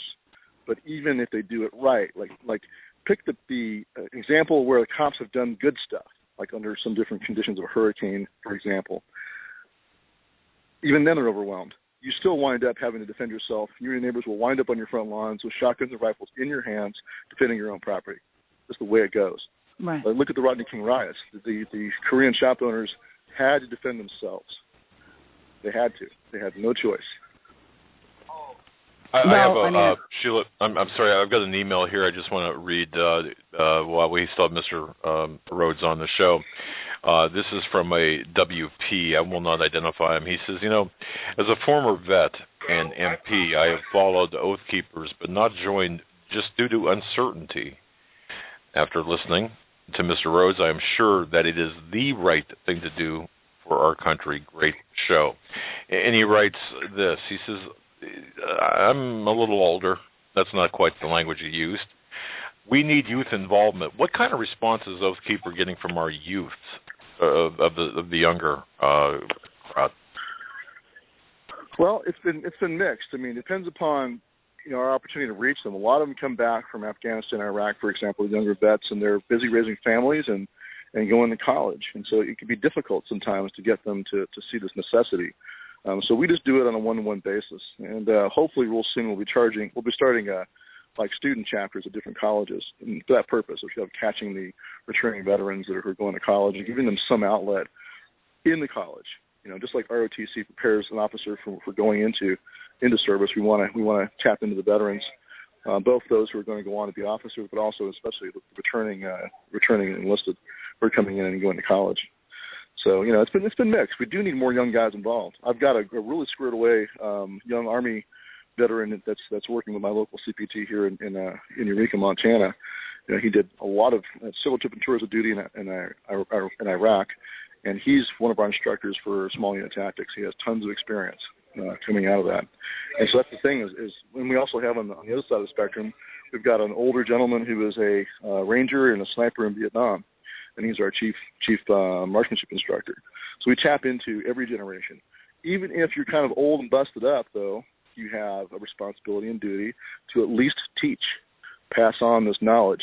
You can go find the younger guys and grab them by the collar and say, hey, look, man, don't think you won't wind up in combat. Someday, you very likely will, as history tends to show. So let me square you away. Let me show you what I know, and just download everything inside your head into that young guy's head so it doesn't die with you. So whatever your background is, whatever knowledge you have, pass it on. Each one, teach one. Pass it on. Very good. Sheila? Yeah, no, that's excellent. Do you notice obviously you have your thumb in the pulse of veterans and the older ones, and I was just thinking as you were answering that question, is there a way to really bridge the older, tough veterans to these newer, younger guys? Because you have a lot of indoctrination and you have a lot of dumbing down, and you have, there's a different mindset in our younger generation. What do you see in that, Stuart? Well, I think the most important thing is that they have that common bond. They've all served, and the ones who've gone to combat, they've all been in combat. That's an incredibly important bond, and that crosses generations. So I think the way they do that is just reach out to them. You see a guy with a sticker on his car or a hat that shows that he's a recently returning veteran, introduce yourself to him. Walk up and thank him for his service and say, hey, man, I was back in Vietnam or whatever your service was, and just, shoot the crap with him for a while. That's the best way to go.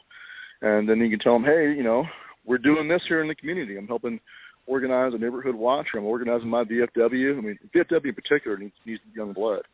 A lot of these VFWs are really old guys. But, hey, you got a huge population out there of returning veterans that should belong to the VFW. So you got to get out there and recruit them. So I would just be active about it. Be as pesky about that as an Amway salesman. or a Mormon missionary. You see some veteran, just walk up to him in the street and cold call him and just introduce yourself and talk to him. But, encourage him to join his local BFW or Oath Keeper chapter or whatever you got going on, and just become friends. It's another way to go. Yeah, that's a great idea. And never mind what Henry Kissinger says about military men being just dumb, stupid animals to be used as pawns in foreign policy. That still just makes me shake my head. Well, he's another one. Special place in hell for him too. There's quite a few special places in hell for quite a few of these globalist elites, the technocracy. Certainly there is. Well, Stuart, I know you're at an outdoor event. You're at a county thing, and I know you have to go. And I really want to thank you for coming on the program. I know that you're busy with your family there. So, again, we want to thank you for coming on. And, again, I just want to encourage our listeners to go to oathkeepers.org. As Doug said, it's linked on both sites. And, grab a form. The forms, Stuart, that people can fill out, essentially what? How do they become an Oath Keeper? They can go on our site, oathkeepers.org, and there's a join button at the top. And we also have associate memberships for those. Even if you've never served in the military, police, or fire, or any EMT service, you can still join as an associate member, and we don't really care. We treat you the same. We'll put you to work. Like I said earlier, almost everyone's got a skill set they can contribute. So we're more than welcome to. Thank you, well, Mr. thanks Rose. again for joining us, Stuart. Thank you, ma'am. Okay, thank you very much. So, Doug, as you know, we've got another caller that one of our guests is very special, and I think it's really a good segue into speaking of younger military, and I just want to make sure he's joining us.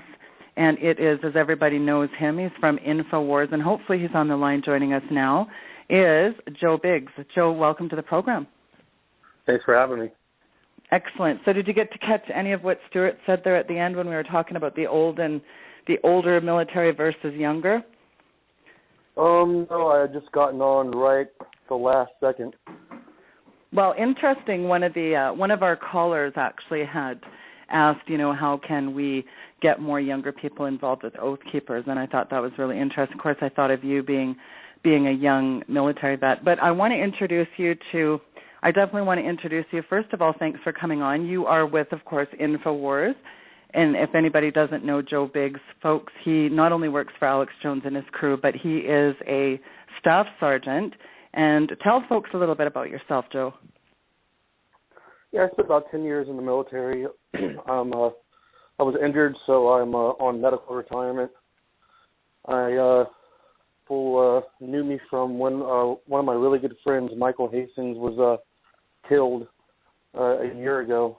And Alex had me on his show a few times, and over the course of the year, became pretty close.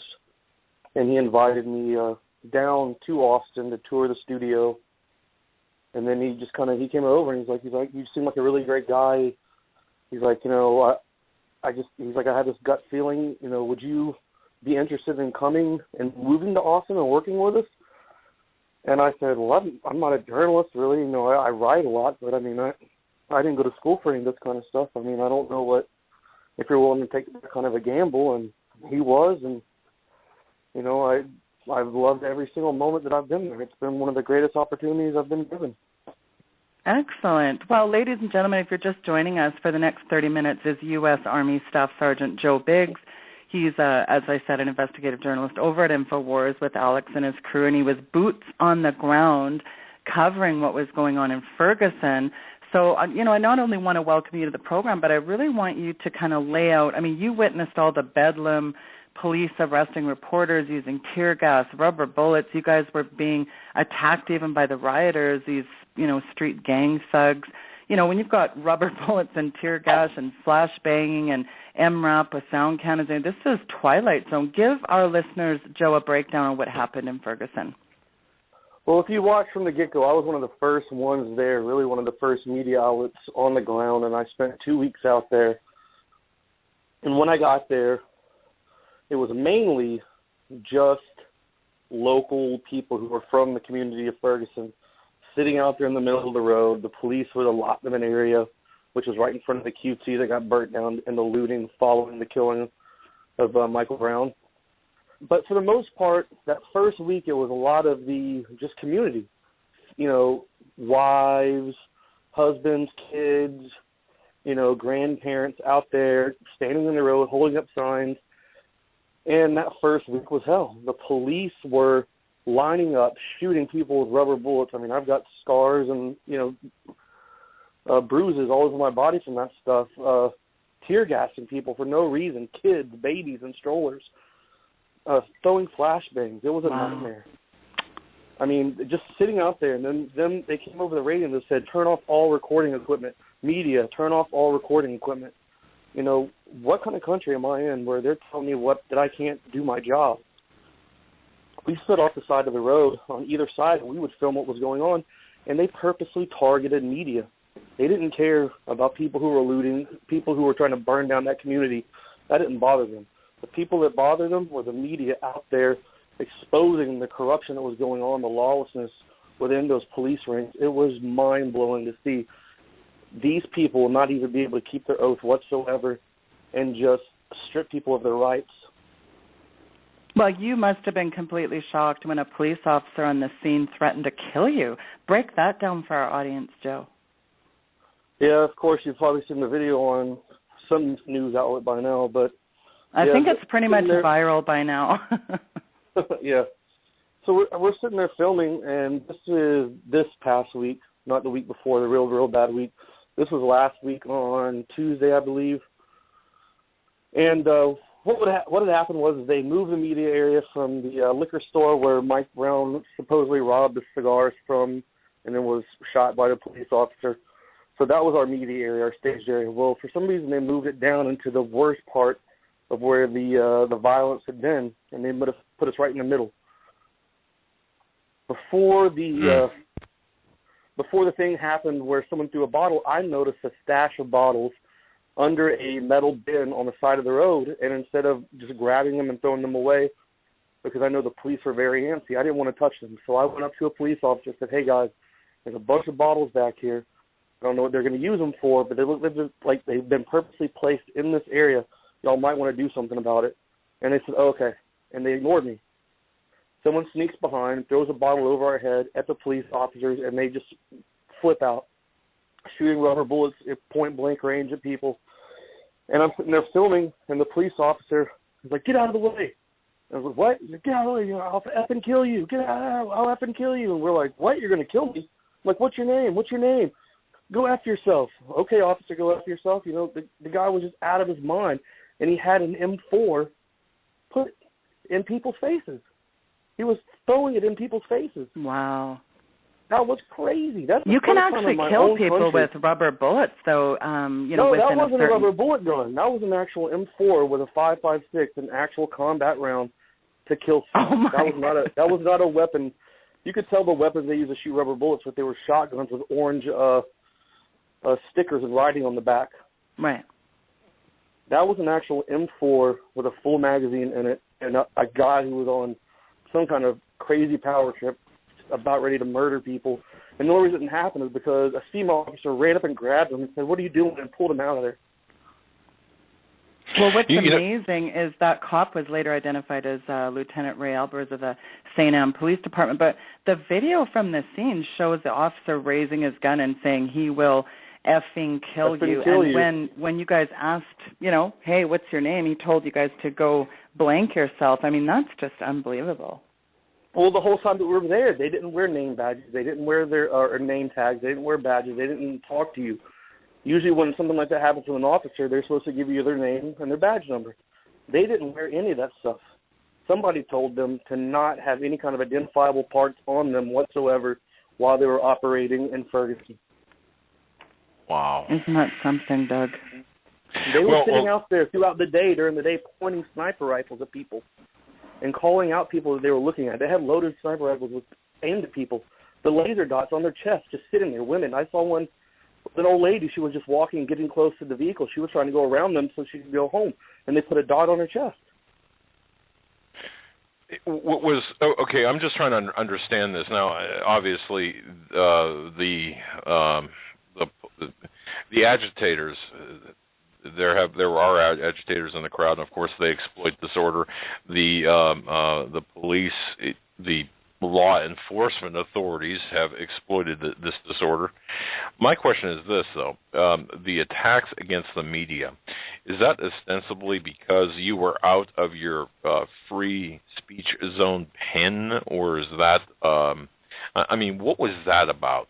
Well, even the at first week McDonald's? we didn't really have, the first week we didn't have those areas set up. They didn't start doing that until after people like myself and other small alternative media kind of networks that are able to get in without those big giant, vans with the satellites and the huge $50,000 cameras that go up on a tripod. We're using small stuff with live stream and Ustream. So that first week, we were standing on the sides of the road. Whenever we'd see them line up and they were getting ready to basically assault the crowd, we stood off to the side to leave room to allow them to do their job so we could film everything happening from both sides. Instead, they would come to the flanks, to the sides, and begin chasing us. I ran 5 miles out of Ferguson being chased by cops hanging off the side of an MRAP, crawling through mud, jumping over fences through people's backyards as they targeted me. I mean, that is crazy. There's people throwing Molotov cocktails at this point, and they don't even care about them. They went after me. They went after Al Jazeera. They went after all these people who were plainly press. I have this huge press badge. I have nothing but camera equipment, and this guy is chasing me through a neighborhood, shooting us and throwing flashbangs. I thought I was going to die in my own country. That was something that I saw in Iraq and Afghanistan. Never did I think I would see something like that on the streets of America. Well, as a combat soldier, I mean, you're right. You've been in Iraq and Afghanistan. What is that like, seeing this on the streets of America, Joe? It broke my heart. I honestly I haven't slept in 2 weeks because I just can't believe that happened here. There was such a different way that could have been dealt with. The first time even CNN was getting thrown out of there. there too. I was kind of surprised because usually finally, if you have they started getting called out. Oh, so if you have a $50,000 camera, I guess you're good, right? Well, one of the last days of the rioting, a protester / provocateur, whatever you want to call him at this point, ran and attacked a cameraman that worked for some kind of mainstream media outlet, one of the local Fox affiliates, and ran up and grabbed this guy's giant camera and threw it on the ground and smashed it, and then tried to start punching him until people grabbed him and threw him off to the side. I mean, it was just complete and total chaos. I've got footage of police officers sitting in their vehicles while looting is going on, and they're just sitting there hanging out watching. They're not trying to stop it. I saw a looter try to burn a barbecue place down on the side of the wall on fire, and then ripped a panel off the wall so he could throw a bottle inside and burn the building down, and the police officer sat there. Sheila, you and I spoke about this, I think, a couple of times, but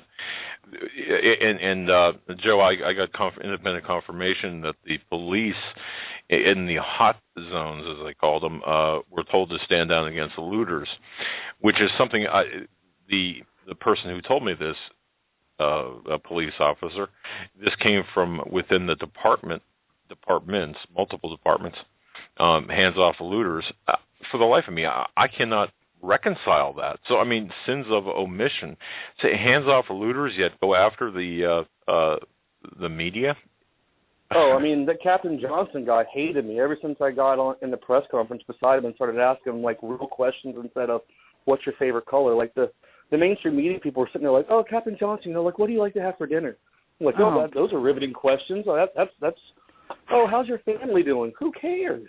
There's people out here getting shot every night, and you guys are trying to act like you're at a campfire. I'm sitting there saying, why are you attacking my First Amendment rights? Why are you arresting us, doing our job? Why are you targeting us? And he just looks at me like I'm crazy and just ignores me and wouldn't even answer it. And I was 2 inches away from him. I was shoulder to shoulder. So really they were scrutinizing media coverage, obviously. Oh, of course. They kept saying they blamed us for everything. They said if it wasn't for us, it would have never got as bad as it did. I'm like, if it wasn't for us, no one in the world would know that you guys are as corrupt as you are. Yeah, the irony. Well, I mean, go ahead. Yeah, they were just attacking us, so they thought that they would be able to intimidate us and then go and do stuff. I mean, there were reports after we finally got pushed out, once they got most of the media and chased them out of there, from people on ground who actually live in the neighborhood. I got to where I met a lot of the people who had been living there their entire lives, and they were sitting there sending me text messages saying, hey, the police, now that you guys are gone, are going in houses without warrants. Wait a minute. They were going through the neighbors. Wow. Oh, gee, I didn't read that in the New York Times. Yeah, of course. But at this point, they attacked all the media and got us out of there.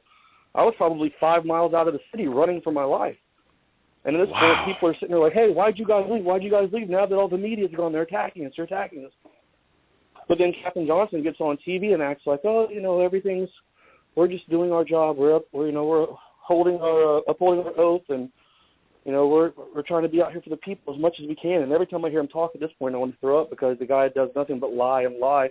And they have a team of people who pass those lies on to the mainstream media, who are like good little sheep staying in their pens, way away from where everything's happening.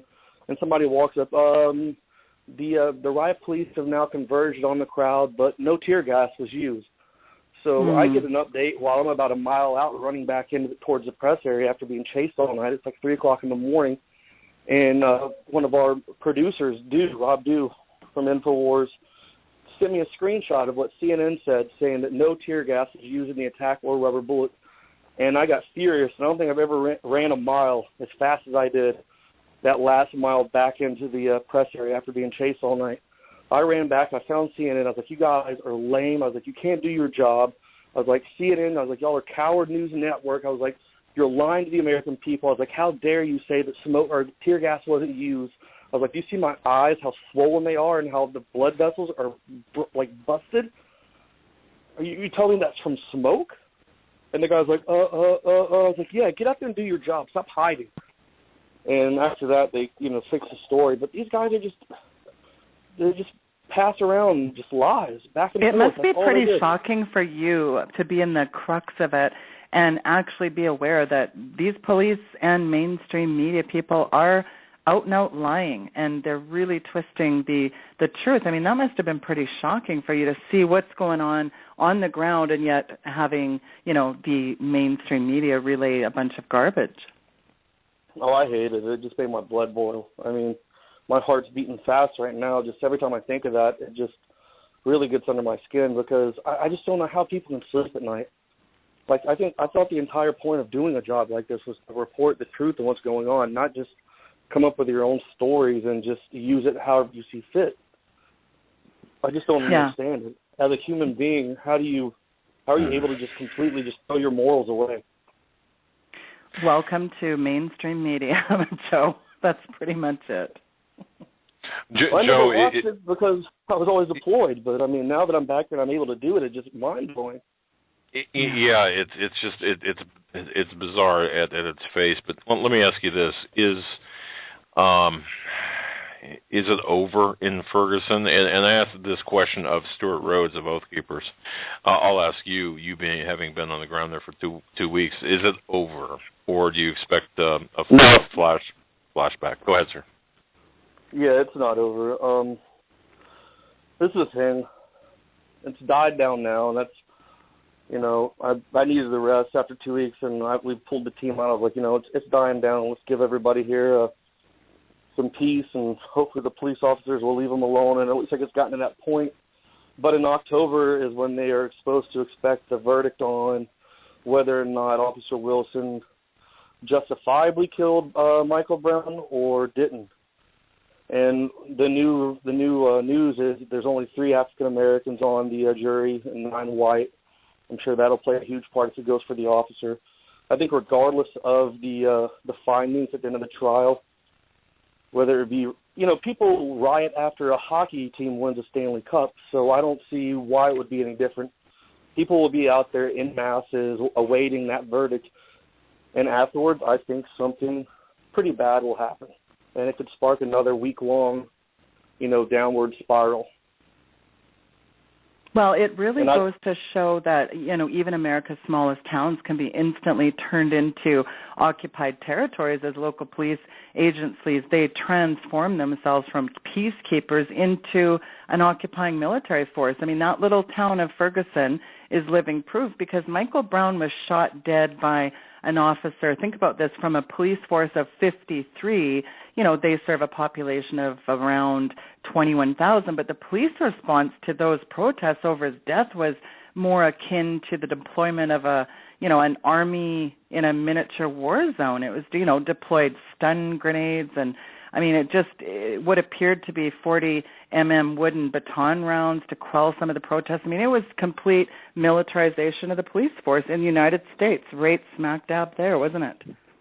And it was martial law. They were telling you when to go home, when to get off the streets, go to your home.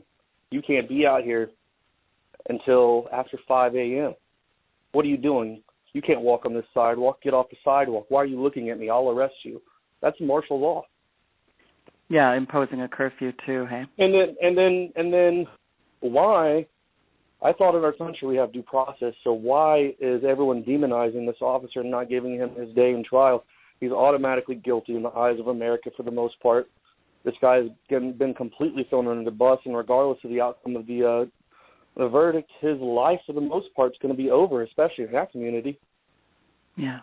No one knows what happened, because the people who keep coming out with their stories from the neighborhood, each story contradicts the next. Well, and not only that, but some of the video footage is now on record. They're saying that some of it was, some of it's been photoshopped and played with, and so who knows the truth now, right? Yeah, I just don't know how an entire town of people are willing to just demonize this man, and no one knows what happened except for the people who are there, and the people who are there, their stories are going back and forth. Yeah, sadly, though, I don't think it's going to matter in the end, at the end of the day. I really don't believe it's going to matter in the eyes of the agitators. Revolutionaries thrive on chaos. We have running the government as well as running the DHS, running the local, some of the local police forces are products of revolutionaries, and so it really, at the end of the day, it's moving the public to in my view anyway, to a predetermined conclusion, or moving them toward a course of action which is antithetical to freedom in this country. What better way to crack down on freedom than to create the chaos necessary or ostensibly necessary to have the MRAPs and the militarization of the police justified?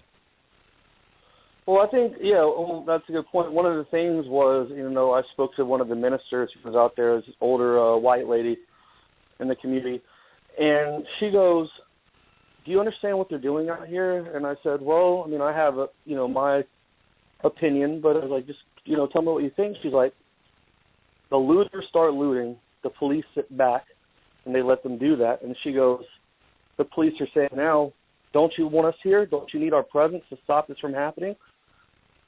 So they allowed the looting to happen, to burn down the show. If they sit down and you don't have the police state, then that's the kind of stuff that you have to look forward to happening. And she was like, look, here we are. We're not doing our job, and you don't like the police, so, hey, we're not going to do our job. But look what happens when you don't have a heavy police presence. This is what happens when you don't have snipers on top of trucks sitting out in your neighborhood. They start trying to burn everything down to the ground. Don't you need us? Don't you want us? Interesting, hey? Well, you're no stranger to people forcing imposed wills on you, and you've been a combat veteran in Afghanistan and Iraq, and as a combat soldier, one of the things that is really shocking, and I think you've witnessed this, is the military forcing your comrades to, take vaccinations, different kind of antipsychotics, aggression drugs, testosterone, opiates, strips of Percocet. You've witnessed that in real time, haven't you? Oh, yeah. I was out of my mind for a while. I was very suicidal, and honestly, my life completely changed a little over a year ago from this month. Right around the time that Mike died, I just looked at my life, and I was like, you know what, I'm just depressed and out of my mind. And what I did is I threw away all those drugs that the VA and the military had been giving me, and I flushed them down the toilet, and I have not been depressed again. I don't have the bad thoughts that I've had, and it's completely changed my life. Like, the stuff that they gave you made me 10 times worse. I went to the doctors with depression and told them I'm having nightmares, and I'm tired of, the war still going on inside me. And when I go to sleep, it's like I hated going to sleep because every time I did, I was back in Iraq or Afghanistan, and I hated it. I just hated sleeping. That's incredible that you're actually given antipsychotics or, opiates and these strips of whatever, God knows what. This is incredible that they're openly drugging these guys with all sorts of dangerous, hardcore narcotics, and it's no wonder that they start carting them off to psych wards. You get home and you're classified as a drug addict. You get sent to some psych ward and you lose your ability to own a gun, and you don't want a flu shot? Too bad you're getting one. That's unbelievable, Joe. Yeah, when we were in Afghanistan, they gave us 50 Percocets a week. And they're like, and I was like, well, I'm not in any kind of pain. Oh, no, just take them. It's just so, if you get hurt or someone shoots you or you get blown up, it's just so, it's not as bad. Take them. You're fine. It'll just help numb the pain. It'll make it easier for your day-to-day activities. And wow. I did take them for a while. I had a soldier that was so bad addicted. When we were told at the end of deployment, they said, all right, you have to get off these. We're going to start doing a urine test again. And if this stuff pops back up in your bloodstream after this amount of time to get off of them, then you will be subject to UCMJ action and be kicked out of the military. So they knowingly got people addicted, and then they threatened to kick them out if they didn't get off of them cold turkey after 15 months straight of taking them every day and them just giving you more and more and more. And the thing is, though, is when you're stuck in the middle of hell for so long and you need something to escape, you stoop to a level to where you are willing to take a couple here and there. And the next thing you know, you're popping them left and right, and you don't feel guilty because everybody else is out there doing it. And, you start to feel the same way that what they were saying is, oh, maybe this will just help me out. I had a soldier who was so bad addicted, he got back and he shot himself in the leg just so he could go to the hospital to get painkillers because he was so addicted to them. Oh, my goodness. And they gave him Tylenol because they won't give and them. Laughed at him. Yeah, they won't gave give him Tylenol and laughed at him and kicked him out. Yeah, they won't give you heavy-duty. Yet it's funny because the top brass won't take them, or they won't get these vaccinations and inoculations like the nasal I've watched spray. them sit there and not get them. Well, when you question them on, hey, you're not taking it, what happens if a person just says, listen, arbitrarily I'm not taking this stuff? Then what happens to you? They threaten you with UCMJ action, disobeying a lawful order, saying that in your contract that you signed that you said that you would do whatever they say, and that's a direct disobey. So they threaten to kick you out. They threaten you with some kind of, to take your rank away, which means you'll get less money, which hurts your family if you have a family. So a lot of these guys that really had no choice but to join the military to help their family. They're young couples with a baby on the way, and they're like, I have no choice. I have to take them. Like, if I lose this job, my family has nowhere to go. The Army pays for my place to stay. So they would rather, instead of fight the system, just do it and get it over with so they can provide for their families. And do you think they do it to demonize soldiers once they return home? Even now, I don't know if you're aware of this, the DSM-5 is a diagnostic manual for psychologists. There's now an oppositional defiance disorder. So if you refuse to follow authority, they can literally cart people. I was telling Stuart Rhodes about this. Brandon Robb, they carted him off for, some kind of a Facebook post, just carted him off, put him in a psych ward against his free speech. Again, Marine vet gets thrown in a psych ward for posting free speech on Facebook. But it's not just that. It's the government can declare anybody in America as a nut job and cart them off, and that's it. Do you find that disturbing, along with the fact that they're vilifying constitutional gun owners, different kind of classifications of people? Well, I know they treat us differently because I've been pulled over since I've lived in Austin, I've been pulled over once for going 48 and a 45. 7 officers with guns drawn stopped me. I got out. Wow. I pulled into a Popeyes or something like that on the way home, and they surrounded my car. Once everyone got out, they asked me to get out of the car with my hands up, and they had guns drawn at me. And then they asked to search my car. I said no. And I don't know if you read my license plate, if I have something saying, approach with caution, but they all had their guns drawn at me, and this has happened multiple times, and I've never done anything. Maybe you have an NRA sticker. That's no, ridiculous. I don't have anything on my car. All I have is a Purple Heart license plate. Interesting. Can you believe that, Doug? Yeah, I'm sorry about that. I was messing with the button here. Yeah, you know what? I can believe that. I was subjected to a felony stop once. Actually, it was a long story, but I understand that. That's frightening, to say the least. But if I'm to understand this, you were doing. They pulled a felony stop on you just for 3 miles an hour over the posted limit. Well, he said, I'm pulling you over, and I said, honestly, sir, I was like, I have no clue. I was like 45. I was rounding that area. He's like, yeah, you're going 48. I was like, okay, and that justifies pulling me over. And he's like, sir, you don't need to get an attitude. I just need your license, your registration, and there's more and more cops getting there and pulling up, and next thing you know, it's like an entire, section of people. Wow.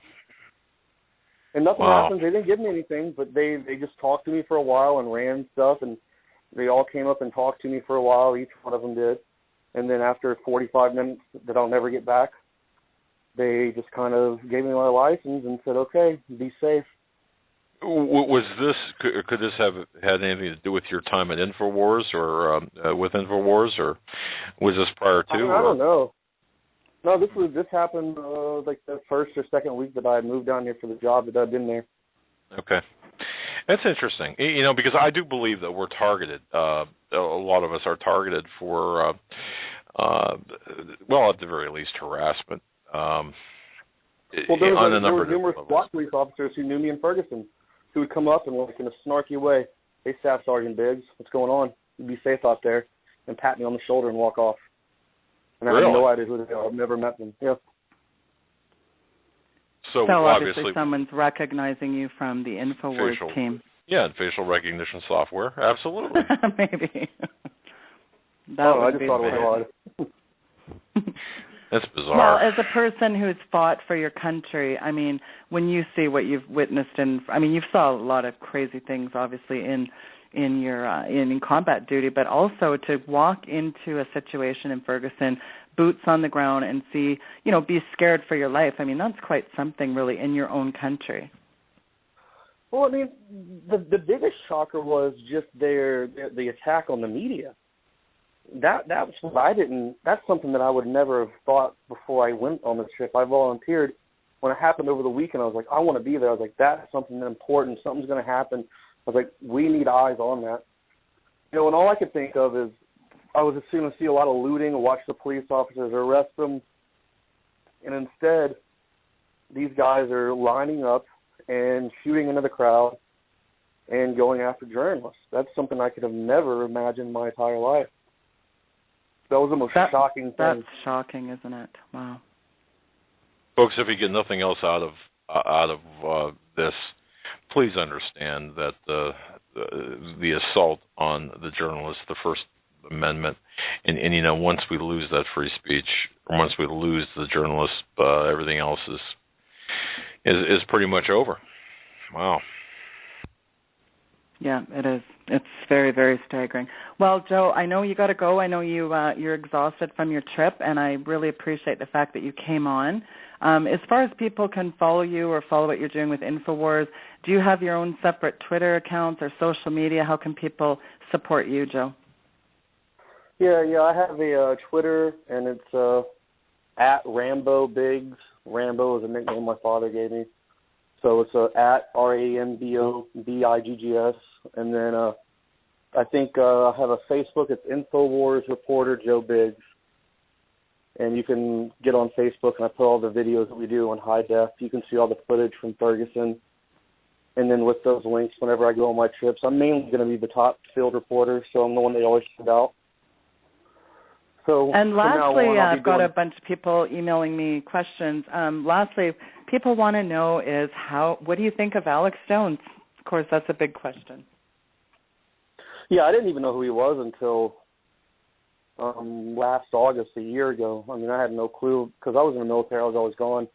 I didn't really know many people. The only video that I got to see, I remember when the producer called me from InfoWars and said, hey, Alex would be interested in interviewing you. And I was like, who's Alex? And he's like, you've never heard of InfoWars? I was like, I have no clue. I was like, he's like, all right. He's like, I'm just going to send you one YouTube video. And he's like, you just let me know if you're interested or not. And it was a video of Alex+Jones, just digging into Piers Morgan. And I was like, you know what? I like that guy. And I called back the producer. I was like, I'm in all the way. So I love it. Yeah, so I saw that video and I was like, man, this is a really intense man, very very passionate about what he does, obviously. And I remember the first time I was getting ready to meet him, I was a little nervous. I was just going to be like, I didn't know if he was going to be like all in my face, just like yelling, kind of like just talking about everything that he cares about. And I'm like, no, he's really just one of the most down to earth, nice people. Very very well spoken, smart guy who just has read almost every book you can think of. Yeah, he's well educated.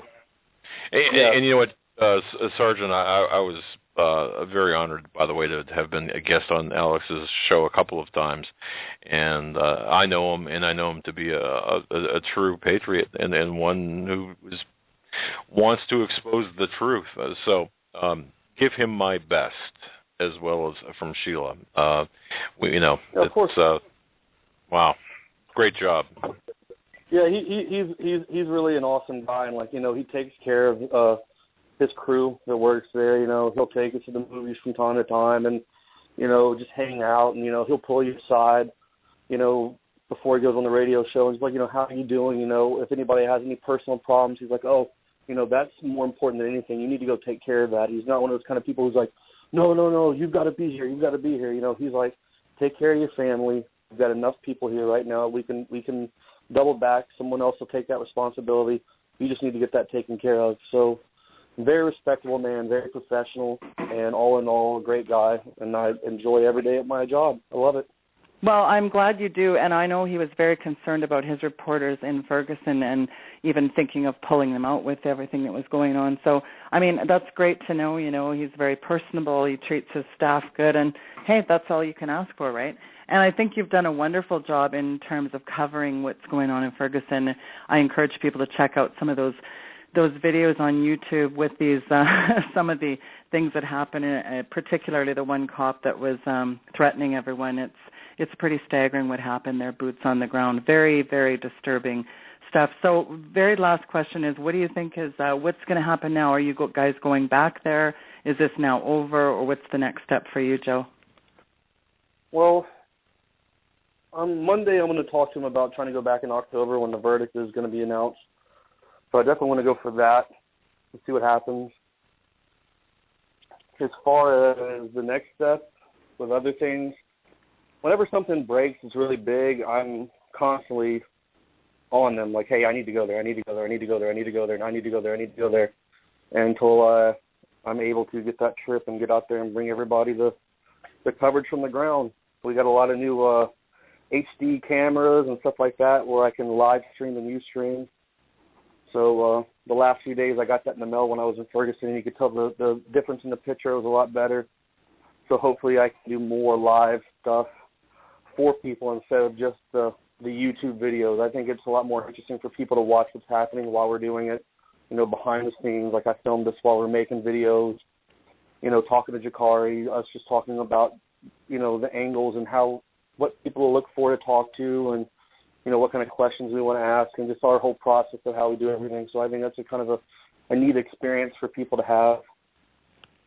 Absolutely. Well, you've done an excellent job, and good job tonight. I'm glad you made it home safely, and thank you for your service as well, and good luck with your future endeavors over at InfoWars.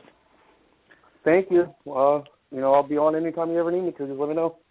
Yeah, we just might need boots on the ground. Thanks so much, Joe. Folks, that was Joe Biggs over at InfoWars. Of course, he's a staff sergeant with former staff sergeant in the military. We will be back right after the break, and we're going to open the phones wide open, folks, for anything you want to talk about. Well, welcome back to the last hour of the Weekend Report. That was quite an interview, was it not, Doug? I got to say, both interviews, and I liked how they overlap, too, with respect to Ferguson and the topic matter. I just think that, we're not getting... Speaking of Ferguson, Doug, I'm going to... you haven't seen this and you haven't heard this, so I'm going to play a clip for the listeners, and specifically you, because I thought it was really quite interesting. There's a black man who goes on an epic rant against Ferguson, and it was just too good not to share. I think it's about 5 minutes, so bear with us, but there's a lot of truth to what he says, so I'm going to play that clip for everyone right now. Everyone, it's Jonathan. I just want to get straight to the point about this Michael Brown incident. Let me tell you something, and I said this before. What we're doing out here is not helping. Us rioting, looting, burning down donut shops and stores and everything else, liquor stores, Shanae's hair salon for the extensions, this is not helping. Us acting a fool out here because we pissed off at the police is not helping. I said this before and I said it again. Change is not going to come until we change it. You understand what I'm saying? This is not helping. Change isn't going to come until we change it. All we know how to do is march and riot and loot. This is not helping.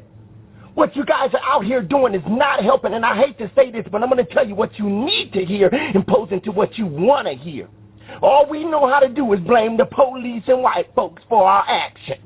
That's all we know how to do is blame police and white folks. They mistreating us. They beating on us. Oh, slavery still exists. Oh, I'm sick of it.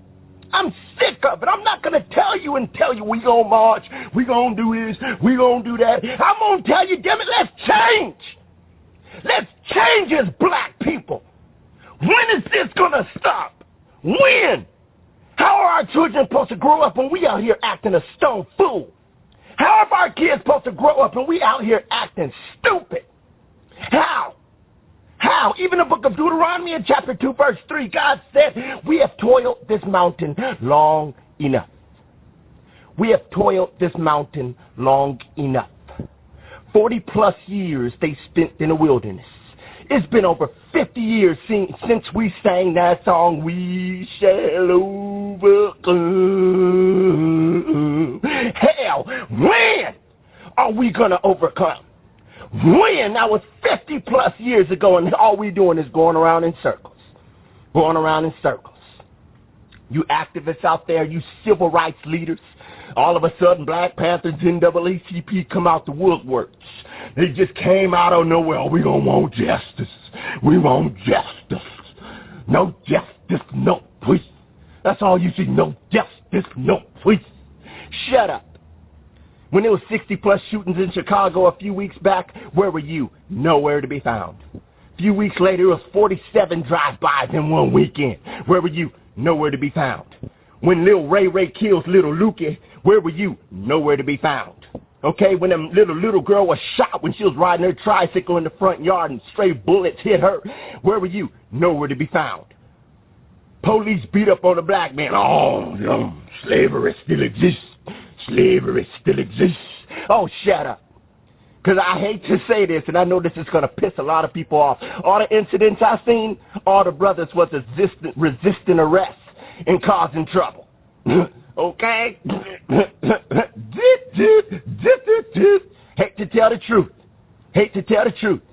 Because I want to debunk that myth as far as being young and black and mistreated. I'm young, black, I drive a brand new BMW and live in the valley. How many encounters have I had with the police? Many. How many times has it got out of control? None. None. None. So I want to debunk that myth about us getting mistreated and slavery. Oh, all they know how to do is beat on the black man. Nonsense. Nonsense. Because I had many encounters with the police and I became good friends with them. Tell me how come I could live that life and you can't?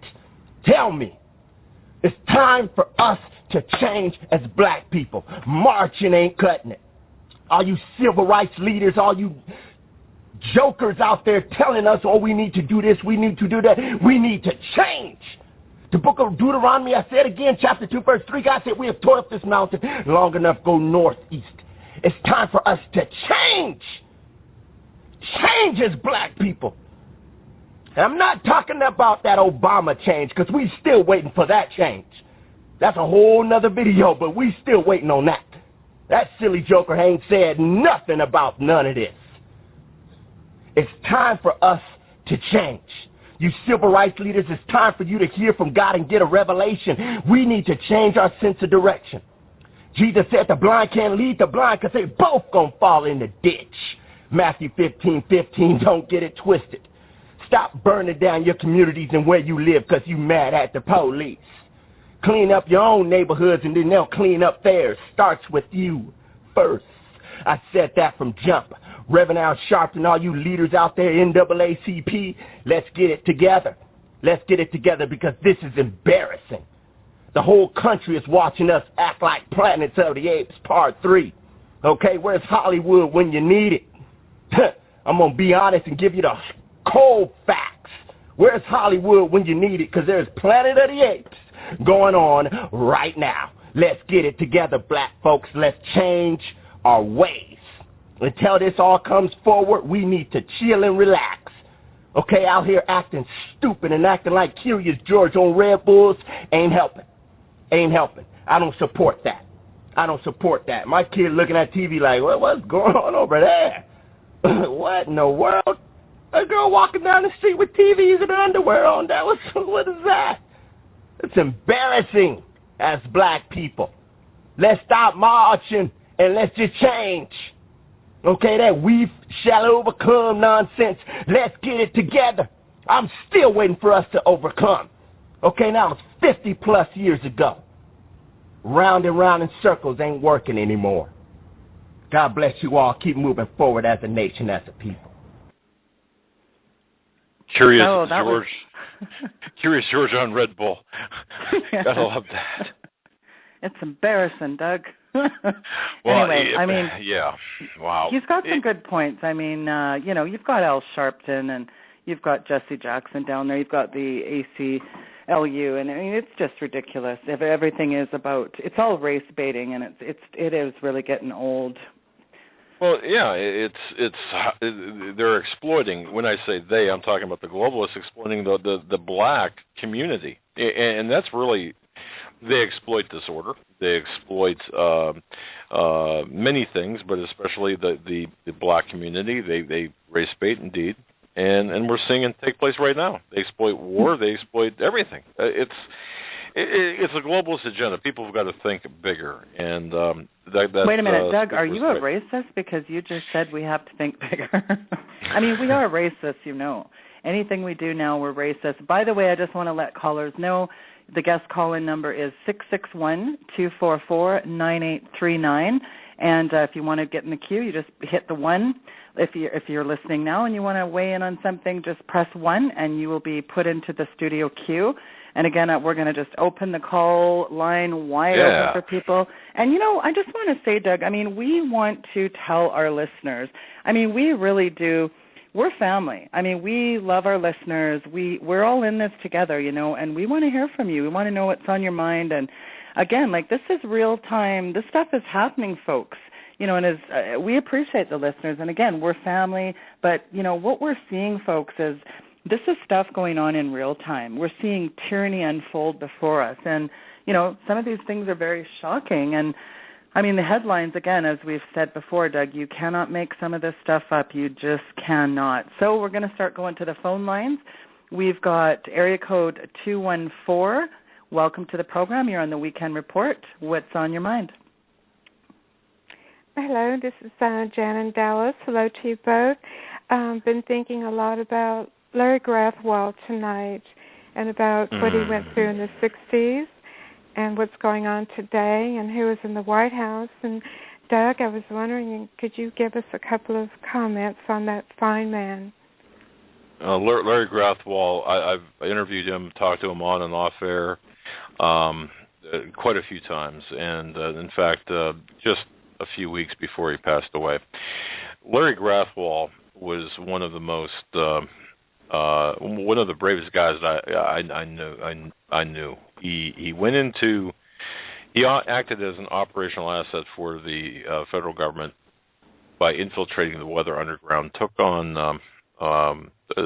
head on people like Bernardine Dorn and Bill Ayers and the other revolutionaries, Mark Rudd, and some of the SDS members, some of the worst of the worst. In fact, some who later went on to commit horrific bombings and even murder back as recent as the early 80s. So Larry was a tremendous asset, a truth teller, and he said a lot. It's interesting to Sheila, and I think you probably interviewed him as well.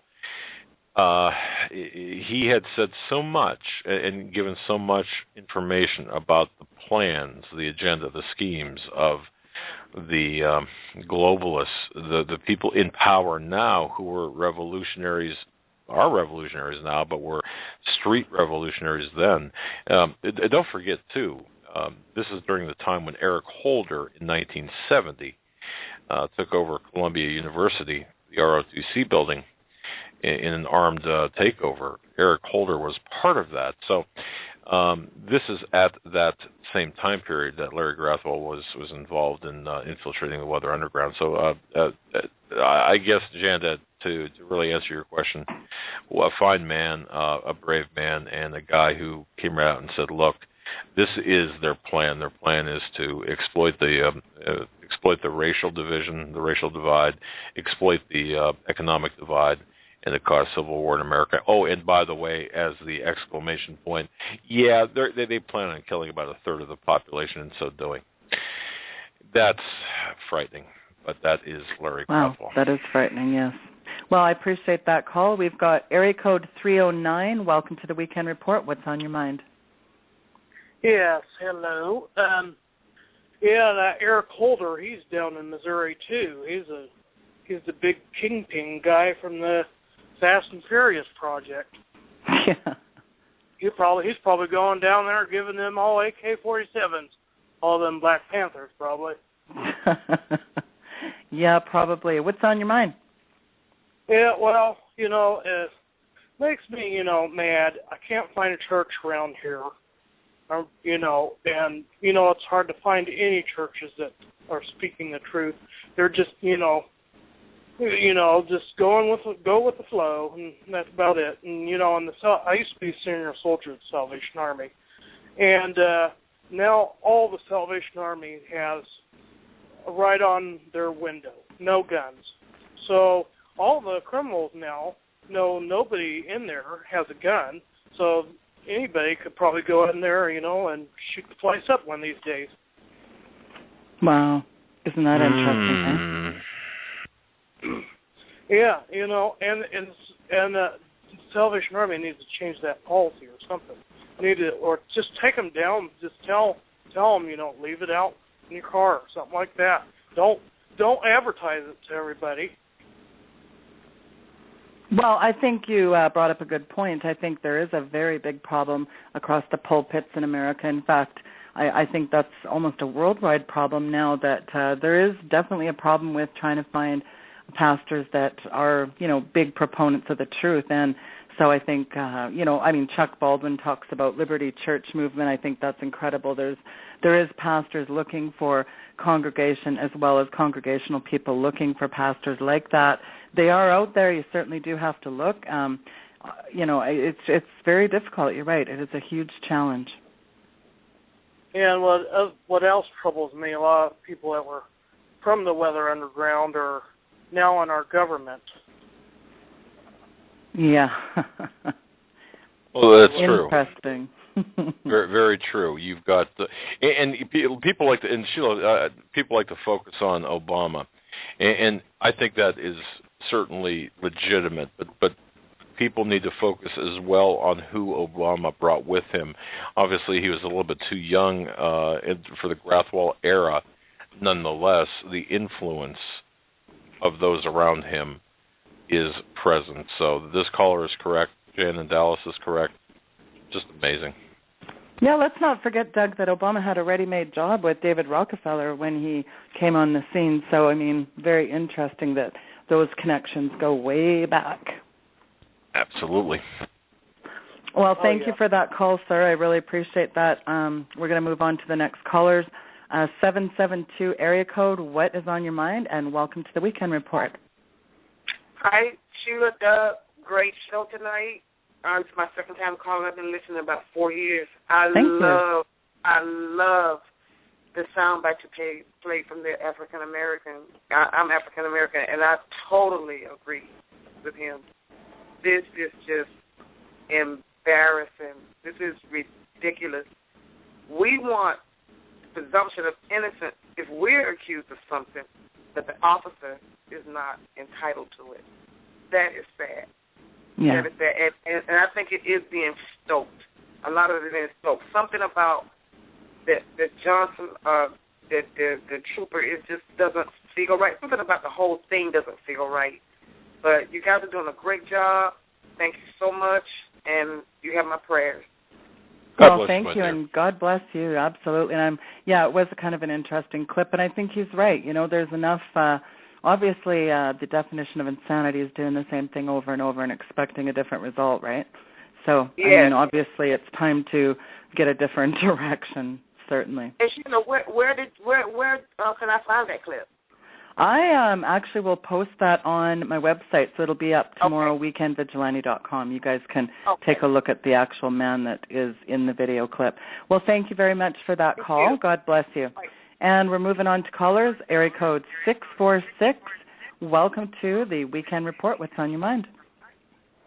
Yeah, hi. I just wanted to point out that the original video that broke on Dan Page was that he was part of kind of a fake news story on the CNN. Okay, and then after that, after that, it came out. Oh, his comments were racist. This, that, and the third on the video that had been out in 2012 that was to an Oath Keepers group, but the video of him pushing back Don Lemon was kind of shown as to be a fake news story. Interesting. Okay. And then all of a sudden it became... Wait a second. Let me just see if I understand this correctly. Dan Page... Yeah, I'm sorry. I'm hearing myself in your whatever you're listening with. But Dan Page was fired because of his comments. But what you're saying is those comments were edited or at least taken out of context. Is that correct? No. And sir, do you mind actually turning down your radio? Just we're getting a really major echo from you, 646. Yeah, I don't have the radio on, and if I'm in another room from my laptop where the show's on, I'd turn that down. Is it still going? Okay. Yeah, go ahead. My point is the video that Dan Page showed up in was originally shown on some YouTube stuff that I saw, showing that it was kind of a fake news story where they were, he was pushing them back, and then all of a sudden they said, okay, Don Lemon, come through, and it was an obvious fake news story from CNN. And then all of a sudden it was, Dan Page's video from 2012 was, racist and sexist and all this other kind of stuff. Okay, Was that the same video where the CNN reporter was kind of out front and center? Yeah, well, he was pushing back the crowd, which Don Lemon was ahead of that crowd. Right. And then all of a sudden Page let Lemon come out, and then the news story progressed from there, and it was obvious that it was staged. Yeah. And so if he's a PSYOP guy, the question is, why is he, in St. Louis and involved in this CNN news story? So my point is that it just went. The original story that I saw was broke on YouTube as this was a fake news story, and then within a few hours, it was just this guy's some bad guy who needs to be gotten off the force. Right. So that's I'm not sure of the credibility of that. It definitely appeared in that video as there was some kind of, he was doing some hand signaling. It kind of appeared like he was doing some type of psyop. I'm not sure. I wasn't. I just can't get a good grasp on what was going on in that video. Well, okay, that's the only point I wanted to make, and I think everybody that listens to your show has seen that there's just a lot of crazy psyops. I mean, I live in Brooklyn, and I've seen the communist guys are the ones that are throwing the Molotov cocktails. There's 1,000 black people in a protest and one white guy with a communist T-shirt throwing a Molotov cocktail. And so I kind of started watching from that point. And then just the more people you see from outside that area getting involved in that protest, it's just more obvious that, the whole concept of conflict resolution. Well, and how do you feel as a person from the great state of New York with all this gun grabbing certainly going on in your state? Yeah, I mean it's not good, and I think a lot of the people, whether it be news media, I mean I loved Joe Biggs' works, and I had a lot of faith in the guy the guy that they brought in to run the police stuff over there. Right. Until I heard what Joe Biggs had to say about it, from being on the ground. But, obviously you got Reverend Al coming from New York. You got a lot of it's obvious to everybody, especially folks that listen to your shows, that's what's going on. But we need to get that information out that these events are being created to cause diversity. Yes, that is a very good point. Well, I thank you for weighing in, and God bless you, and hopefully you can wake up some of your pals in Brooklyn. 903 area code, welcome to the Weekend Report. What is on your mind? Good evening. Thank you for the call. My question is... Welcome to the show. Well, thank you very much. I enjoy your show, and Doug and Joe as well. My question is, or not necessarily a question, is why did we leave all the equipment in Iraq and Afghanistan for ISIS to use? We are definitely being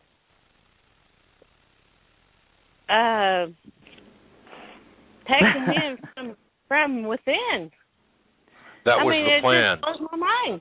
Yeah, I was just going to say, that was the plan, giving aid to the enemy. That was the plan all along. And you have to go back to what John Kerry said in his trip to the Middle East back in the first of the year, when he said, when he said that we are not going to involve ourselves in this entanglement, or we're not going to continue this entanglement in Iraq, meaning ISIS, do what you will. He gave the green light to ISIS. Now, don't forget, ISIS was a creation of the Western intelligence agencies. And let me just take this one step further, Sheila and caller. Sorry about that. Let me take this one step further and say this. I had written a number of articles, I think 48, 49 articles about World War III in Syria. This is all about Syria. Notice the headlines where ISIS is coming from, or allegedly, ostensibly coming from. That's Syria. Notice how everyone is talking about, and the government is talking about, a threat to America. That threat, by the way, is real from ISIS. It's real. It's not, it is, however, but it was orchestrated. It is being set up by the people from within our own government. This is crazy.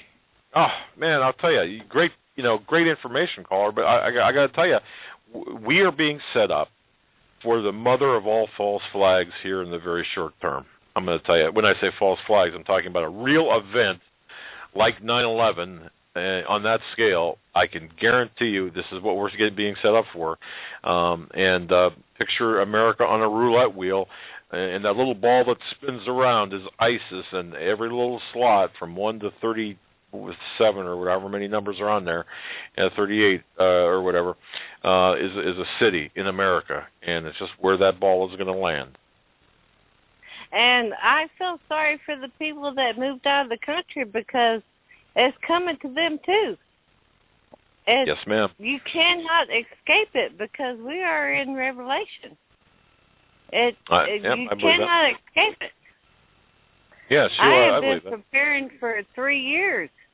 You know, food, water, silver, gold, all this generator, all this stuff, and it's just coming from within.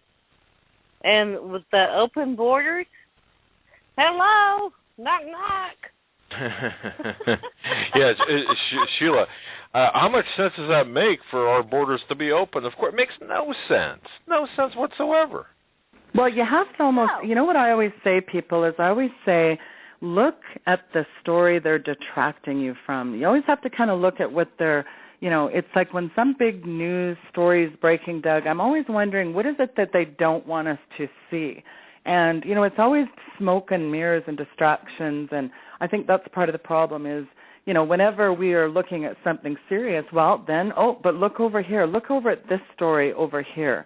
That really concerns me. That's a true concern that I have because it's always, the detractions and the misdirections and the redirections, and I think that's really, really quite something. I mean, you got to remember, Doug, this is a sick group we're dealing with. They're going to roll out drones and buy bullets and armored vehicles and tanks of every size. Like I said earlier, gutting the Bill of Rights, the Constitution, gutting the dollar. I mean, this is a very, ushering in Agenda 21. Let's not forget that hellish unraveling. I mean, it's just unbelievable, really. 10-4. 10-4. Well, 808, I want to welcome you to the program. Thanks for calling in. Welcome to the Weekend Report. What's on your mind? Hey, aloha, yeah. Primarily, I just want to put a plug in for the persecuted church to just remember everyone, keep them on top of your prayer list for, just for calling on Jehovah Jireh, our provider, to provide for our brothers and sisters on the front lines being persecuted and exterminated over there in Iraq and Syria. Absolutely. Thank you for saying that because there is really just an unbelievable butchering, and the butchering of our brethren is just so disgusting. It's so evil incarnate. It really is quite frightening. And yet, do you find it funny, caller, that it's just absolutely not hearing about that in the pulpits? Oh, it's serious. There's it's on for a long time. That's been on top of my prayer list, first thing for the persecuted church around the world. But God bless you. Like you said, remember your brothers in bonds, as if in bonds with them. Yeah. Yes, that is so true. As if in bonds with them, like we're right there with them if we take that serious. But I also wanted to bring up a point. I think it'd be a really interesting discussion about the Pentagon versus Langley over there, and that's a rabbit hole, yeah. Very much, and that's a very astute observation. The Pentagon versus Langley, two separate entities, two separate agendas, and don't forget, we actually, and folks, I don't know how many people really know this, but in all practicality, there are two different CIAs: the one you see, and then the rogue criminal element CIA that is kind of working under the cover of diplomatic cover, if you will. And that is the CIA of Libya and of the Middle East and what we saw there take place. So very astute comment on that, by the way. Thank you so much. Yes, and please do keep those people in your prayers. I mean, it's just absolutely frightening what's happening to our Christian brothers and sisters, and soon to be coming on our soil as well. 813, welcome to the Weekend Report. What is on your mind, sir? I'm assuming could be a girl, but what's on your mind? I called in. I've been listening to the show, and it's interesting to me. I'm 62, and it's interesting to me how much my own feelings as well as a lot of my friends, because we talk about these things a lot. But, watching what's going on in Ferguson and just watching the atmosphere in police work and just, after watching that whole thing that happened up in Boston, which was off the charts, it was almost like a dry run for martial law. But what I don't get is what they're getting out of it. What does law enforcement get out of creating a situation where their families, their extended families, their friends, their relatives, their children, their grandchildren, is this the kind of country that they want them to grow up in? And, I grew up respecting the police. My parents taught me that. My elders around me, people in my church, et cetera, we all had respect for the police. But we didn't have these gross abuses of people like we have. Every time you watch the news anymore, it's somebody getting beat up that just was pulled over for a speeding ticket, or some extenuating circumstance that puts the law enforcement on the side of an aggressor more than an officer of what we used to call the peace. Well, police used to protect and serve, didn't they? Not so much anymore. Yeah, they're serving their own interests. Yeah, that's a really good question. What do they get out of it? And you raise a really good point, because their children, their grandchildren, is this really the kind of legacy they want to leave for a once great nation like the United States of America? Yeah, that's a really good point, caller. Yeah, thank you. Oh, thank you very much, caller.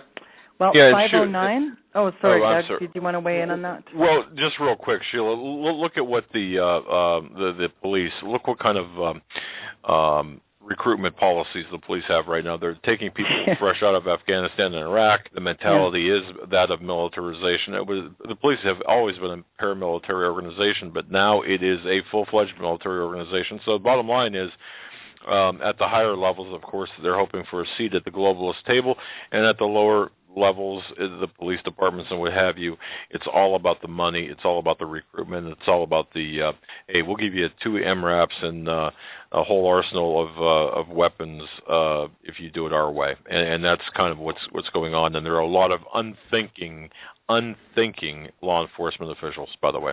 So go ahead. Absolutely agree. Well, we've got a wall of callers. I'm going to try to move through people fairly quickly.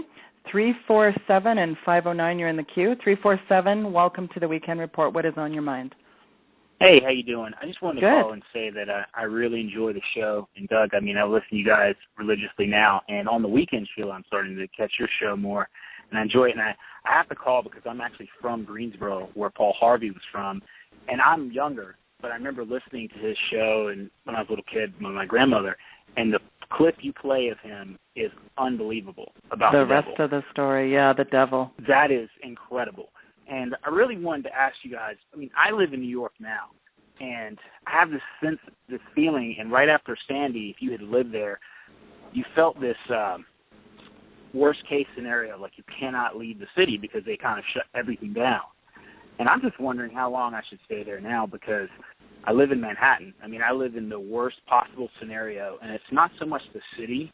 I'll say this on the air. It's the people in certain ways are the scariest part of it. And when it comes unglued, that's not what you want next to you. And I talk to my friends about it, but no one is even on the radar the way I am. And it's, I'm kind of like, I don't know. I feel sometimes that I'm the only person that feels this way, and I listen to the show, but no one around me in my life. I try to talk to my friends about it, and they just don't. They can't even get it. And let me ask you a question, caller. How old are you? I'm 33.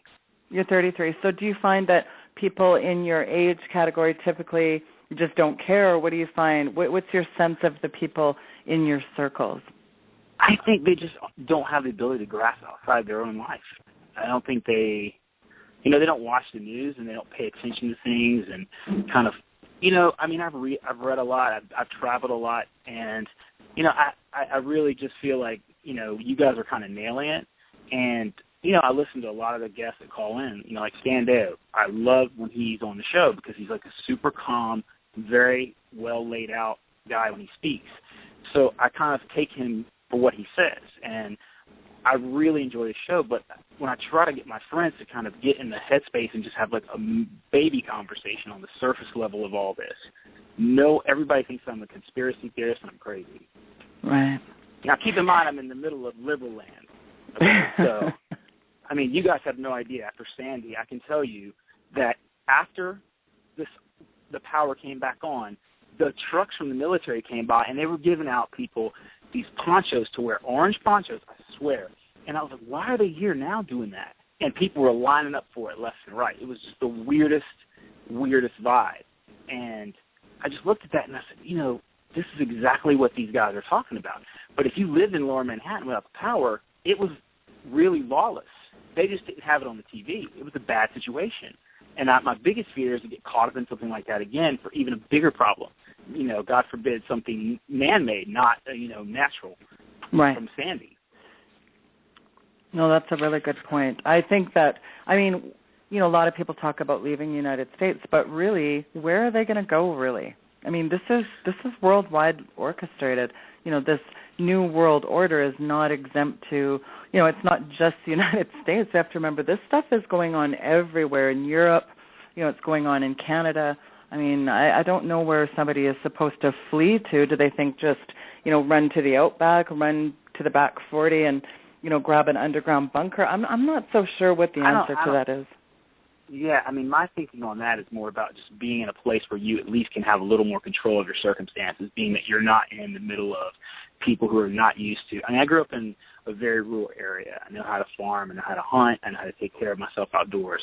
But in New York, if you can't get out of the city, then you're on an have island. A very big problem. Yeah, you're on an island. Really, look, you're not going to escape what's coming, but you can get out of the way, okay? Like, for example, Sandy. So what I would do, seriously, if I had the option, I would be looking to get out of Manhattan. If this is me personally, I'd be looking to get out of Manhattan. I spent 18 months in the 5 boroughs working myself.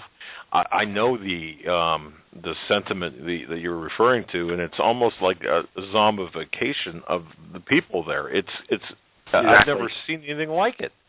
So you have to live it. You guys are nailing it. I just want you to know, I live there. People who say, "Oh, well, it can't be like that in New York." It's that welfare cycle.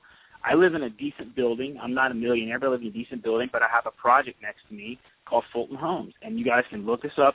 Anybody who wants to verify this. And these guys go on welfare cards every month, and they pass it to their kids. And it's not that I'm saying it's a bad thing. We should help people. But it's a cycle they'll never get off of. But that is what I'm afraid of. If that system breaks down, that becomes unglued. And I saw it happen during Sandy. It just wasn't public. It wasn't. The news channels were nowhere to be found. There was no, you were just kind of on your own. And it happened in literally within 5 hours when the power was out. Our building's emergency power went out, whatever. It came unglued, all of it, for 3-4 days. Well, that's a really good point, and it illustrates the point. I've always said this before too, Doug. What are people going to do when food and water shortages hit the shelves? Like I allude to the Black Friday of this mindless minions stabbing each other for toasters and washcloths. I think what is Main Street America going to look like when there are no food and there's no food and water? They're weaponizing water. They are absolutely jacking the food prices. What is it? $40 for a steak now? Good Lord. It's crazy. It's just ridiculous. Well, I really want to thank you. Doug, one more thing really quick before I go ahead. And then I'll take the answer off the air. What do you feel is the real deal behind this whole ISIS thing? Is you're seeing it, like you said, you're nailing this too. We've gone from the news cycle, we're almost being guided through this maze like rats with cheese, and now it's okay, forget about Ferguson, now it's ISIS, but they're saying ISIL, and I don't know the difference between those two, but what is going on? What do you think we're dealing with here in the U.S. specifically on that? And I can take my answer off there, and I really appreciate you guys' time. Thank you. That's worthy of, Sheila, that's worthy of an entire program, but basically, in a nutshell, just very briefly, ISIS was, again, a creation of and ISIS would not exist today had we nipped it in the bud a while ago. Okay, having said that, it has become a legitimate threat because of the armaments, the training, all of this. That's why Benghazi is such a big deal. But this is the Osiris plan. If folks, you've got to think bigger. You're looking at a globalist agenda. They want to pull us into a world war. The entire thing about, look, Sheila, you know, a number of things happened since 9/11 here in the United States. None of it galvanized the American public to go to get us into another war, such as Afghanistan and Iraq. Correct? For example, Syria. They tried multiple times, four different times, to get us entangled into a destabilization war against Syria. Didn't work. What they're planning to do, in my view, is to use ISIS as the mechanism to galvanize the public, much like they did on 9/11, to pull us into a global conflict. The only winners here will be the bankers and the military machinery. That's my view. Do I think it's real? Do I think the threat is real? I really do. You can only cry wolf so many times before you have to have another operation. But look for a Gulf of Tonkin type operation, the sinking of Lusitania. Pearl Harbor. Name one. Okay, it will happen, and when that does, that'll galvanize the sentiment of the public, much like it did World War I with the sinking of the Lusitania. Yeah, that's a really good point. Why? And the other question would be, just quickly, the U.S. has entered into all these military operations against these insurgents, and, they're kind of rapidly moving toward Iraq's northern region. But, if ISIS is the enemy, why did U.S. and our ally, Saudi Arabia, support and train ISIS agents in Syria as well as Iraq? And you're right, that's a whole other show, and that we could just go on. And as we've always said, giving aid to the enemy, well, Obama's guilty of that, we know for sure. We're going to just try to wrap up a couple more calls. We're going to take two more callers. 509, welcome to the program. What is on your mind tonight?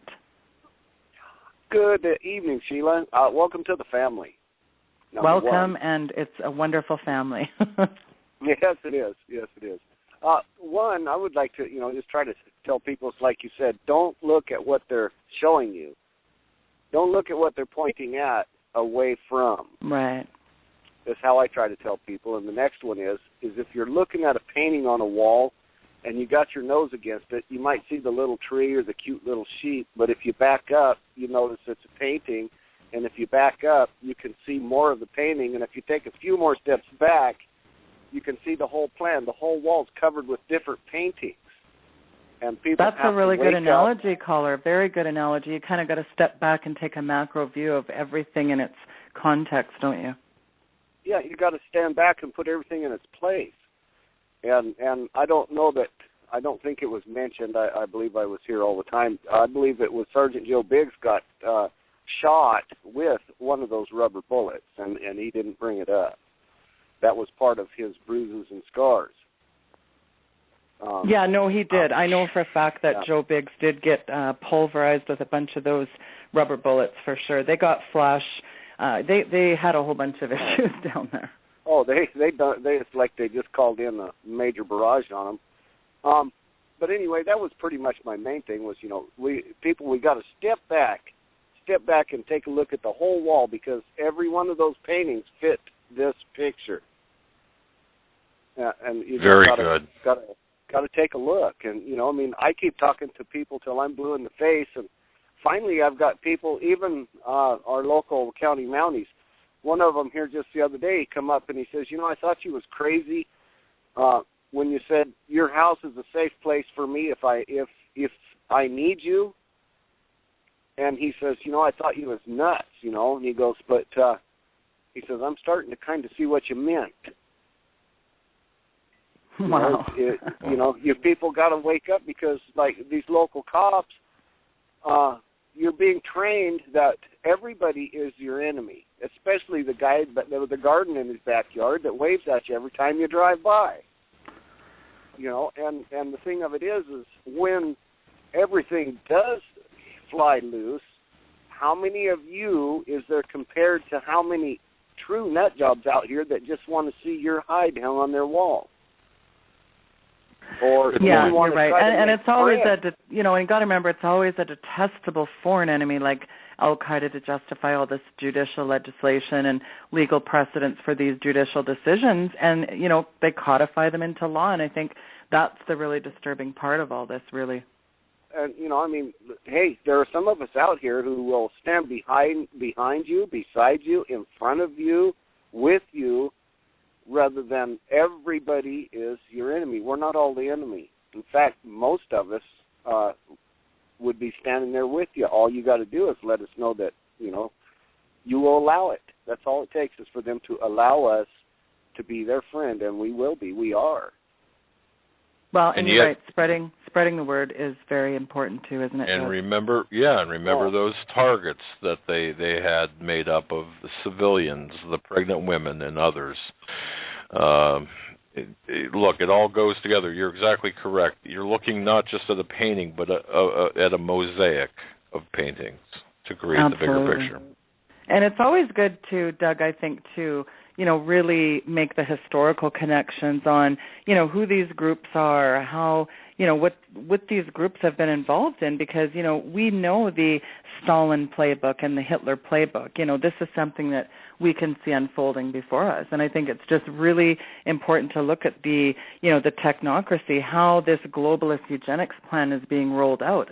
Every piece is a part of this painting. So that's a really good analogy that he used. 513 area code, last call tonight on the weekend report. What's on your mind? Hello? 513, welcome to the program. What's on your mind? Hello. I just want to quickly say that, just give a message to all the callers, or not the callers, everybody out there that's listening right now, is that you don't want to have to stand before the Creator and have to answer the question, why didn't you do more? Especially when things are still peaceful, Yeah. I'm probably still, I'm not doing really too much, but I'm starting to. I think everybody else out there that's listening right now really needs to step it up, including me, Well, God bless you. You're right. Because, well, we definitely can't just be those keyboard commandos and armchair patriots. We have to, really be boots on the ground. We have to be talking to our neighbors, talking to our pastors, the people in our churches. We have to. It's our due diligence, really, to create awareness. And, I think that's you've really raised a good point. I think that is a huge problem now, is we've got far too many keyboard commandos. But when it comes to attending a town hall meeting where they're trying to implement Agenda 21, where is everybody then? And I think that's a really good point that the caller made, Doug. So that's it for the calls tonight. And Doug, did you have anything else you wanted to say before we go off air tonight? Doug Hagmann, re-push that mute button. Boy, I guess, how's that? Is that better? That's perfect. I was looking at that button. I do that a lot. I just want to say, thank you so much for being part of for being the weekend report, Sheila, and thank you for being part of our extended family. My gosh, you're just a tremendous asset to what we're doing, folks. Feel free, please. Sheila is part of our family. Support her. WeekendVigilante.com, linked off of our website. Please do what you can to keep us on the air, keep her on the air. We need this program. We need this 6th day. And we should probably go to 7 with the news the way it is, but perhaps that at a later time. Sheila, well, and I just want to remind people, it really does take a lot of time to put these kind of things together. And I really want to encourage people to think about, if you think that we are worth supporting, especially the Saturday show, because, we could be, out at a third job, really. So, you got to think about our time that we put in it. It takes a lot of work to put these guests together and do the talking points and, organize everything. And I just want to encourage people, if you think that Saturday is worth keeping on the air, then, I'm asking you to prayerfully consider supporting or do what you can. $5-10, anything people can do. It's not like we're the mainstream media where we're getting the big corporate bucks here. We are, we solely are on air by listener support. So I think that's just a really important thing. And, do what you can.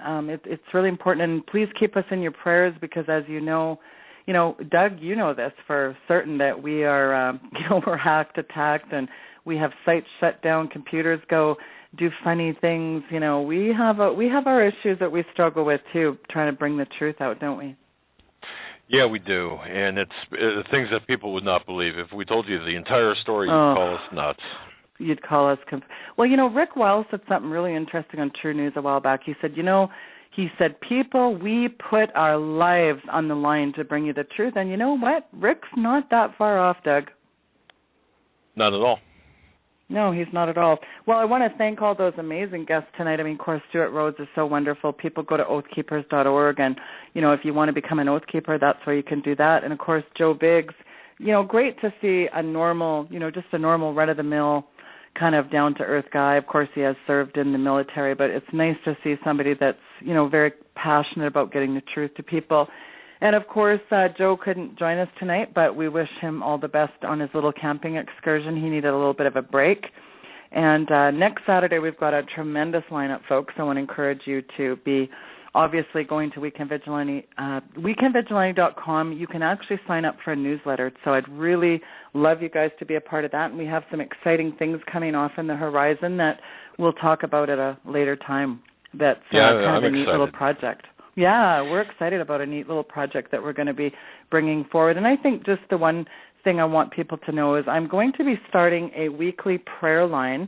And I think it's just really important for people that want to come on and pray, whatever their some people have sick family members right now. A lot of people are facing economic crises.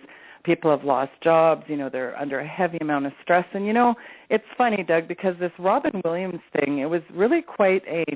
I know how Hollywood operates and I know how this stuff works, but, one of the things that we do need to do is think about what other people in our families are going through. I mean, you never know until you, it was kind of a rude awakening that somebody that gave people a lot of laughs. I mean, let's face it, I'm not a fan of Hollywood, but, he definitely did his part to make people laugh. I think a lot of these people have a tremendous amount of problems, but, I just think it's worth being mindful of where your friends and family is at. A lot of people struggle with depression. And, I myself actually have struggled with depression, and I've really had a hard time with chronic depression, and it's not just an easy fix.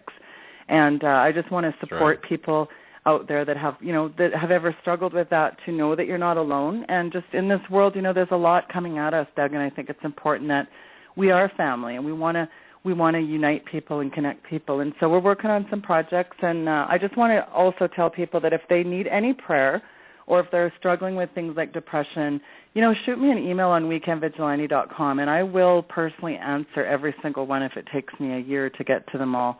And I do personally reply to every single person. So I want to thank people that have donated, and please continue to do so. And you're in our prayers. Our audience is always in our prayers. Final thoughts, Doug? Nope. I'll tell you what, I'm good. You're good. You are good, sir. Good. Well, I want to thank everyone for tuning in tonight, and tune in to the same time, same location. You know where to go next weekend. And thank you for tuning in, folks. We'll talk to you next week. Thanks, Sheila. God bless.